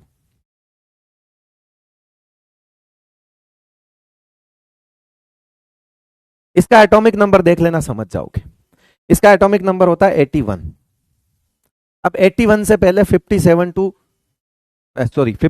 71 आ चुके हैं, तो लेंथेनॉइड कॉन्ट्रैक्शन लगेगा। इसका एटॉमिक नंबर होता है 31, तो इसका मतलब है 21 से 30 वाले आ चुके हैं इससे पहले, इसलिए लग गया ट्रांजिशन कॉन्ट्रैक्शन। ठीक है, अब हम और सस्ते तरीके से चीजें को समझ रहे हैं कि भैया एटॉमिक नंबर 81 है, तो आ चुके हैं लेंथेनॉइड्स पहले, और आ चुके हैं तो 4f14 आ चुका है, और 4f14 दिक्कत करेगा। 4f14 की वजह से जेड इफेक्टिव ज्यादा हो जाएगा, और जेड इफेक्टिव ज्यादा होने की वजह से इसमें आयोनाइजेशन एनर्जी बढ़ेगी। मैंने ये चीज बताई थी, इस साइज में इनमें दिक्कत नहीं आती, लेकिन मैंने उसको ऐसे समझाया था कि इंडियम यहां है और थेलियम यहां है, इसकी साइज में लेंथेनॉइड कॉन्ट्रैक्शन लगने की वजह से इसकी साइज कम हुई थी। किस किस को याद आ रहा है मेरा ये वाला एक्टिंग, मैंने ऐसे करा था, मैंने ऐसे करके बताया था, इस तरह से जेस्चर के साथ बताया था, ऐसे वाले के साथ, कि ये कम तो होता है लेंथेनॉइड कॉन्ट्रैक्शन की वजह से, कम होता है, कम होता है, कम होता है, लेकिन यहां आ जाता है। अब यहां आता है तो भी ये बढ़ाई था, यहां है तब भी बढ़ाई है, तो साइज तो अभी भी इसकी बड़ी है। लेकिन प्रॉब्लम पता है क्या है, ionization energy electron to electron चलती है बेटा, तो एनर्जी में चेंजेस ज्यादा आ जाता है। तो इसलिए एनर्जी में चेंजेस आने की वजह से मैंने ये चीज वहां पे भी बताया था कि बेटा साइज के अंदर ऑर्डर नहीं बदल रहा है, लेकिन लेंथेनॉइड कॉन्ट्रैक्शन लगता है, ऑर्डर नहीं बदल रहा है, इसलिए हम यहां पे लेंथेनॉइड कॉन्ट्रैक्शन को इतनी मतलब इज्जत नहीं दे रहे हैं, सम्मान नहीं दे रहे हैं। क्यों? क्योंकि उसने वहां पे हमारा ऑर्डर चेंज नहीं करा था, यहां था यहां आ गया, अभी भी बढ़ाई है, लेकिन आयोनाइजेशन एनर्जी एनर्जी है जो कि पर इलेक्ट्रॉन चलती है, एक एक इलेक्ट्रॉन के हिसाब से निकलती है, यानी कि आयोनाइजेशन एनर्जी ज्यादा प्रिसाइजली चेंज होती है as compare to size Z effective के साथ। तो जेड इफेक्टिव यहां पर बढ़ा, डेफिनेटली बढ़ेगा अगर लेंथेनॉइड कॉन्ट्रैक्शन है, तो जेड इफेक्टिव बढ़ने की वजह से इसकी आयोनाइजेशन एनर्जी बढ़ गई और ये ऊपर आ गया, थेलियम में आयोनाइजेशन एनर्जी बढ़ गई। और तो और आगे सुनो, ये लेंथेनॉइड कॉन्ट्रैक्शन क्योंकि पावरफुल होता है, किससे? ट्रांजिशन कॉन्ट्रैक्शन से। तो ट्रांजिशन कॉन्ट्रैक्शन तो जर्मेनियम तक भी नहीं आ पाया, यानी कि यहां तो कोई दिक्कत ही नहीं है। ट्रांजिशन कॉन्ट्रैक्शन की औकात यहीं तक है, जो कुछ कर सकता है गैलियम में करता है, जर्मेनियम तक तो आया ही नहीं। हम जानते हैं ट्रांजिशन कॉन्ट्रैक्शन कमजोर है, लेंथेनॉइड कॉन्ट्रैक्शन मजबूत है, स्ट्रॉन्ग है, इसीलिए लेंथेनॉइड सीरीज में भी चला, आफ्टर लेंथेनॉइड डी ब्लॉक में भी चला, और यहां पर भी 81 और 82 तक खेल रहा है, यानी कि यहां पर भी ये ज्यादा होगा। सिर्फ एक ट्रांजिशन कॉन्ट्रैक्शन वहीं तक रह गया। अब आगे तो तब आएगा ना जब दम हो, अब दम तो इसमें ज्यादा है, lanthanoid contraction is more powerful. तो ये देखो आप, पूरे 14 एलिमेंट्स में लग रहा है, उसके बाद 10 डी ब्लॉक में लग रहा है, और 2 पी ब्लॉक में भी लग रहा है, यानी ज्यादा पावर है तभी तो इतना लग पा रहा है। पूरा सीरीज हो गया, उसके बाद 10 एलिमेंट और हो गए, उसके बाद ये 2 और हो गए, यहां तक आ गया। अगर उसमें दम होता तो वो इसमें यहां पर भी गड़बड़ करता, इसलिए यहां ट्रांजिशन कॉन्ट्रैक्शन एप्लीकेबल नहीं है, वैल्यूज को चेंज नहीं कर पा रहा है, इतनी ताकत नहीं है कि वैल्यू बदल दे। इसकी इतनी ताकत है कि इसने इसकी वैल्यू भी बदल दी। अब मुझसे मैं यहां पर एक रीजन लिखूंगा तो इसका भी रीजन सेम हो गया, फिर तो लेंथेनॉइड कॉन्ट्रैक्शन।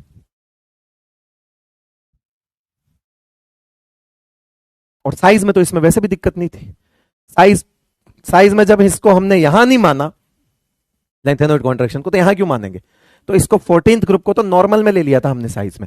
अब मुद्दा बताए क्या बेटा, मुद्दा यह है कि अगर ऑप्शन में इसी तरह से एरो बने हुए आएंगे देन मतलब गुड, बहुत बढ़िया, शुक्र मनाओ, शुक्र मनाओ कि अगर ऑप्शन में ऐसे एरो बने हुए हैं, लाइक बिल्कुल इसी तरह से कि कम फिर ज्यादा फिर कम फिर ज्यादा, अगर ऐसा ऑप्शन है तो बहुत बढ़िया, तुम्हारी किस्मत अच्छी है। लेकिन अगर फाइनल ऑर्डर बोल दे तो? अब फाइनल ऑर्डर क्या होता है बेटा? वैल्यू बेस्ड होता है। अब यार एक बात बताओ, यहां पे ये कम हुआ, फिर ये इससे बढ़ गया, फिर ये कम हो गया और फिर ये बढ़ गया, अब ये कितना बड़ा है किसको पता? ये तो जो इनकी वैल्यूज हैं वहां से डिसाइड होगा। तो जब भी कभी चेंजेस पूरी सीरीज में एक दो बार से ज्यादा हो जाएं तो यहां पर लफड़ा आता है कि अब सर इसका फाइनल ऑर्डर आ गया तो क्या करेंगे? अगर इसी तरह से ऑर्डर आता है, it is not final order, ये तो आप सिर्फ फैक्टर्स के कारण साइन चेंज कर रहे हो। अगर ऐसा ऐसा का ऐसा आता है बहुत बढ़िया बात है, ये तो हमको पता है। लेकिन फाइनल आया तो? हाँ, इसका फाइनल आया कोई दिक्कत नहीं है, इसका फाइनल ऑर्डर कोई दिक्कत नहीं है। यहां लिख रहा हूं मैं ग्रुप 13 का फाइनल ऑर्डर।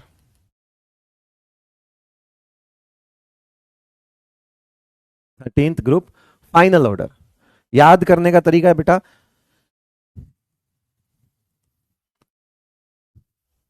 बीटी गई,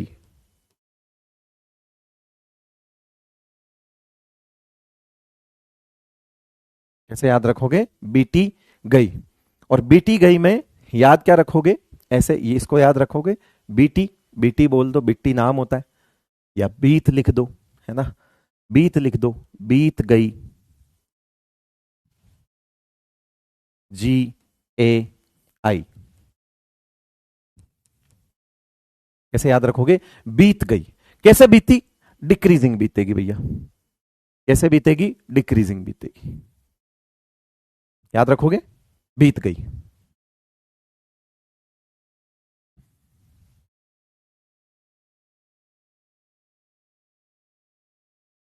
याद रहेगा?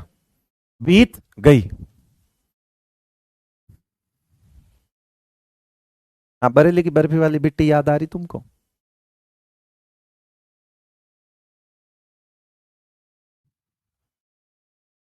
जूही कुमारी कह रही मेरी स्मॉल इंटेस्टाइन में इन्फेक्शन है। दिखाओ बेटा।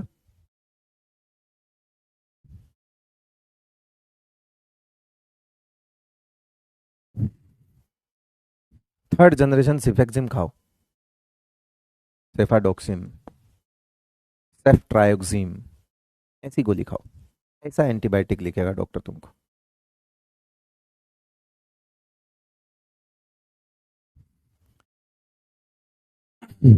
यस। और इसमें कोई दिक्कत नहीं, क्योंकि इसकी जो वैल्यूज हैं इसकी वजह से ये जस्ट यहीं पर आ पाता है। सो 14 इज नॉर्मल, कार्बन से कम सिलिकॉन से कम जर्मेनियम, बस यहाँ लेड ले आओ और यहाँ टिन ले आओ, बस इतना है। तो इसके लिए ऑर्डर की जरूरत नहीं है, ओनली वन चेंज, है ना, आपको याद हो जाएगा।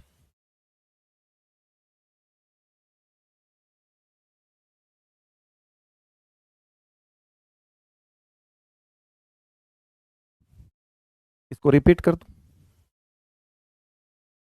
वीडियो को ऐसे पीछे ले जा, 2-3 मिनट रिपीट हो जाएगा।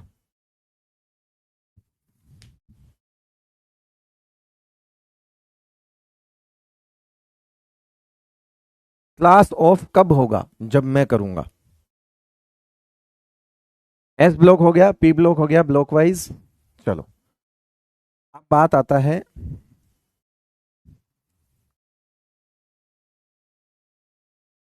सवाल करते हैं। पहला सवाल देखते जाना भाई, कोई मिस्टेक होगी तो मैं ऐसे भी देख लूंगा। स्टार्ट पोल। लीस्ट मतलब सबसे कम।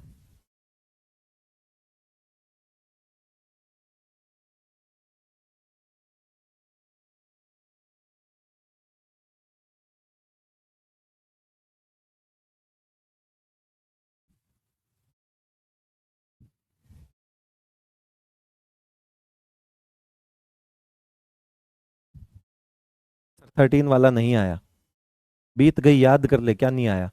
वैल्यू देख के ऑर्डर बनेगा वो।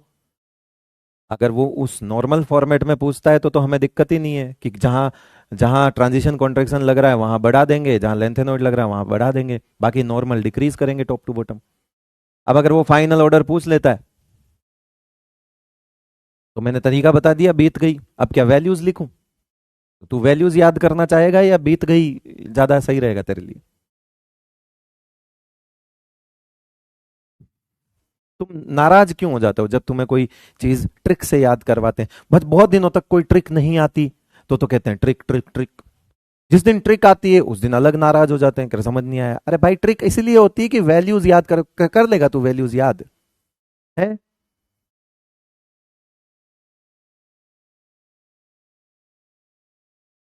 74% लोगों ने ये आंसर सही कर लिया। मैं इस बात से बहुत खुश हूं क्योंकि उन्होंने ये पहचान लिया कि दीज आर आइसो इलेक्ट्रॉनिक्स।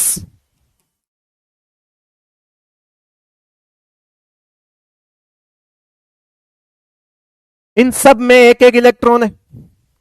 ये चार में से तीन गए, ये वन इलेक्ट्रॉन स्पीसीज है। ये वन, ये वन, ये वन। जब सब में एक एक इलेक्ट्रॉन हो तो प्लस वालों की तो ज्यादा होती है, तो 3+ सबसे ज्यादा। तो अगर मैं इसको अरेंज करना भी चाहूं तो सबसे ज्यादा ये हो गया, उससे कम ये हो गया, उससे कम ये हो गया, और सबसे कम ये हो गया। तो हमने लीस्ट पूछा था, इसीलिए हमारा आंसर क्या हो जाएगा बेटा? बी हो जाएगा। समझ आया? आइसो इलेक्ट्रॉनिक ही तो है। अरे पता करो ना, जब भी कोई आयंस दिए हो ना, सबसे पहले देखो, सबसे पहले देखो आइसो इलेक्ट्रॉनिक निकल जाए मजे करो। आइसो इलेक्ट्रॉनिक है ये हाइड्रोजन, उसके बाद यहां पे ये क्या हो जाएगा? हीलियम प्लस, उसके बाद ये Li2+, और उसके बाद बेरिलियम 3+। इन सब में आइसो इलेक्ट्रॉनिक स्पीसीज है। ये देखो 1 इलेक्ट्रॉन है इन सब में। तो आइसो इलेक्ट्रॉनिक में तो हमको पता है प्लस वाले की ज्यादा होती है, तो ये 3+ है, सबसे ज्यादा हुआ। तो न्यूट्रल फिर रहा तो न्यूट्रल पीछे ही आएगा, और क्या आएगा? लीस्ट पूछा है ना, लीस्ट मतलब सबसे कम। चलो,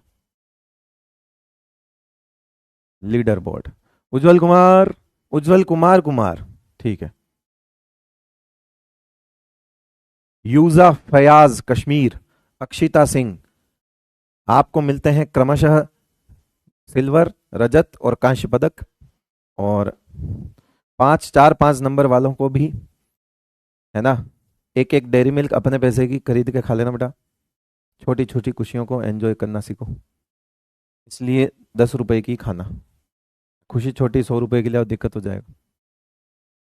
खुशी in which of the following pair the ionisation energy of the first species is less than that of second. लगाओ दिमाग, कह रहा है ऐसा ऑर्डर ढूंढो, पहली स्पीसीज की कम होनी चाहिए। बोले ऐसा ऑर्डर ढूंढो, ऐसा ऑर्डर ढूंढो, फिर ढूंढो चलो।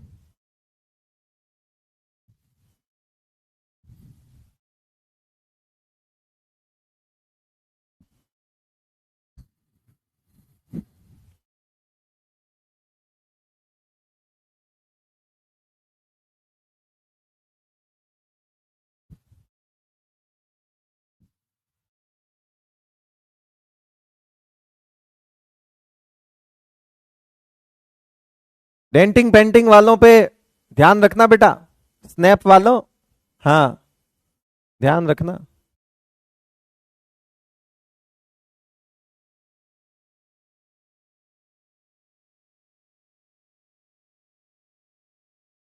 फिल्टर वही लगाती है जो ऑलरेडी फिल्टर्ड है।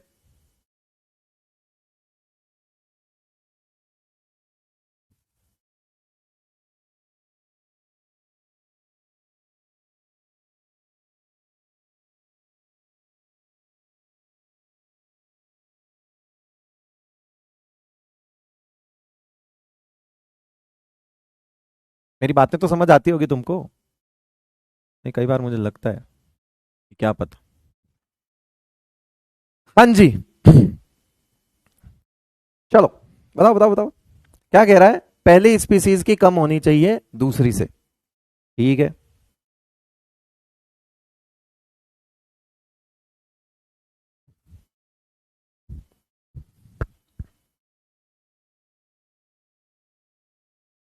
है? मैंने गलत किया? इतना खतरनाक रिजल्ट, माइनस, ये मतलब क्या हो गया भाई तुम्हें? माइनस ज्यादा तो आयोनाइजेशन एनर्जी कम, साइज नहीं पूछी आप, तो इसकी कम हुई ना। ये माइनस है और ये 2 माइनस है, तो ये होगा ना ऑर्डर। तो ये पूछ रहा है कि पहले वाले की कम बताओ सेकंड से, तो मैंने बोला बीच में ऐसा ऑर्डर आना चाहिए, ऐसा ऐसा। ये क्या कर दिया तुमने, मतलब इतना आसान सवाल तुमने कर दिया। सल्फर, ये सल्फर है, ये फॉस्फोरस है, ये 3p4 होता है और ये 3p3 होता है, ये कम है ना, आंसर हो गया अभी। यहां penetration sorry half field stability की वजह से जो काम तुम कर चुके हो, तुम ऑप्शन में से तुमको टुकड़े निकाल के दे दिए, थर्ड पीरियड का टुकड़ा है यार ये nitrogen phosphorus top to bottom है, नाइट्रोजन से कम फॉस्फोरस होगा, टॉप टू बॉटम है, तो इसकी तो ज्यादा हो गई ना बेटा। फिर ये प्लस है, ये नहीं है, अरे तो प्लस वाले की तो ज्यादा होती है बेटा, प्लस वाले की तो ज्यादा होती है, ये तो ज्यादा वाला है। कर क्या रहे हो, मुझे नहीं उम्मीद थी, कर क्या रहे हो। तो 63% लोग इसका आंसर गलत कैसे कर सकते हैं, सिर्फ जल्दबाजी की वजह से, सिर्फ जल्दबाजी की वजह से।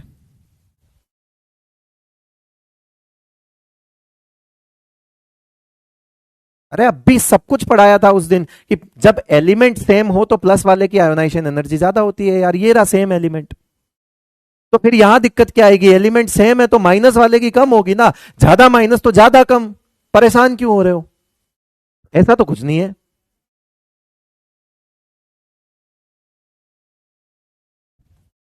उज्जवल कुमार, अली मलिक और देवराज कुशवाहा को बहुत बहुत बधाई, बाकियों को भी बधाई। और पहले वाले जो खुश हो गए 10 रुपए की डेयरी मिल्क लाए थे, इस बार तुम तीनों उनसे छीन लेना, उन्हें कोई हक नहीं बेटा, वो नहीं खा सके। बग-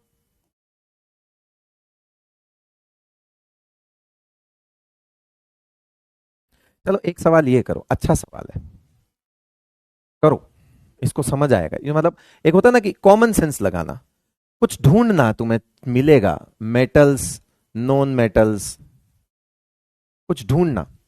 अगर हिंट दे देता हूं, चलो हिंट दे देता हूं, हिंट ये देता हूं कि मेटल्स की आयोनाइजेशन एनर्जी हमेशा कम ही होती है as compare to non metals, तभी तो वो मेटल्स है, इलेक्ट्रॉन दे देते हैं तभी तो वो नॉन मेटल्स है। चिल्लाओ मत, छुट्टी छुट्टी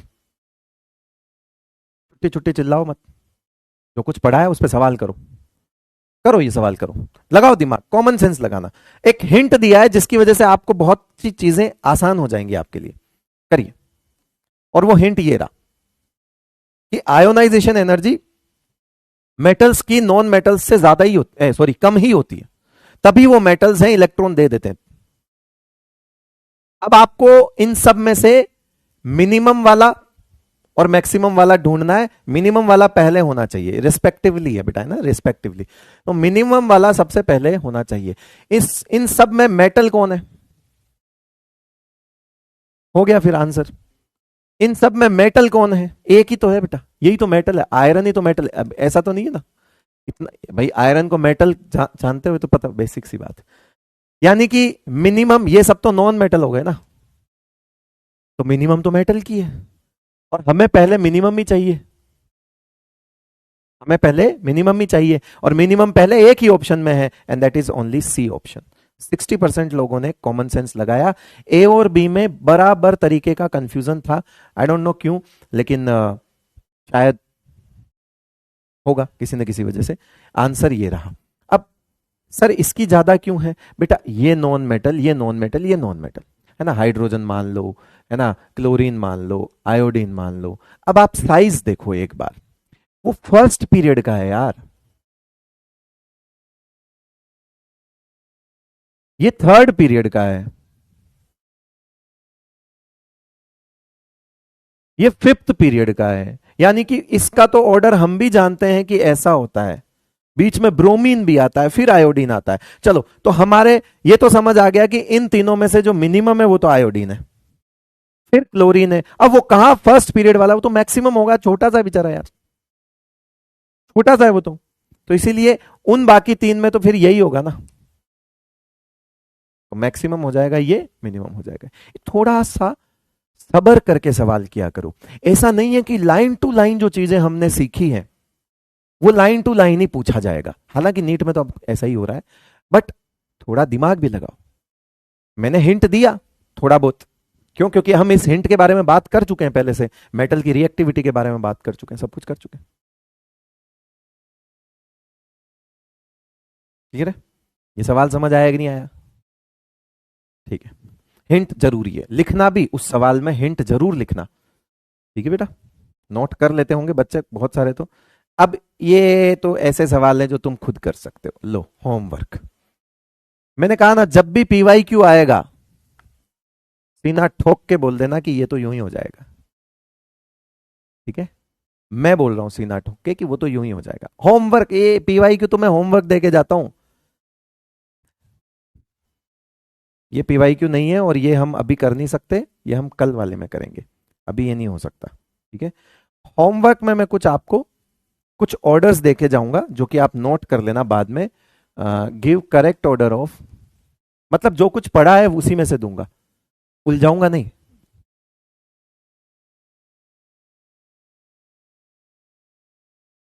ऐसा एक सवाल दूंगा जिसमें कुछ 5 7 10 सवाल दूंगा मैं ऑर्डर, आपको उनके करेक्ट ऑर्डर बताने हैं। और आयोनाइजेशन एनर्जी बोला है, दैट मीन्स सिर्फ पहली आयोनाइजेशन एनर्जी, कुछ भी एक्स्ट्रा नहीं सोचना है, और जो कुछ पढ़ा है उसी को वापस यहां पर ऑर्डर को, ताकि आपको रिवाइज हो जाए। तो आज के नोट्स को रिवाइज करना, उसके बाद ये होमवर्क करना, तो एक कंप्लीट क्वेश्चन प्रैक्टिस के साथ आपका पूरा पैकेज तैयार हो जाएगा आज के लेक्चर का। ठीक है भाई, चलिए मिलते हैं अगले लेक्चर में, जो कुछ टॉपिक बच रहे हैं वो करेंगे और एक नई प्रॉपर्टी इलेक्ट्रॉन गेन एंथैल्पी को शुरू करेंगे जो कि आज नहीं हो पाई। चलिए बहुत बहुत शुक्रिया आपका, thank you so much, good night.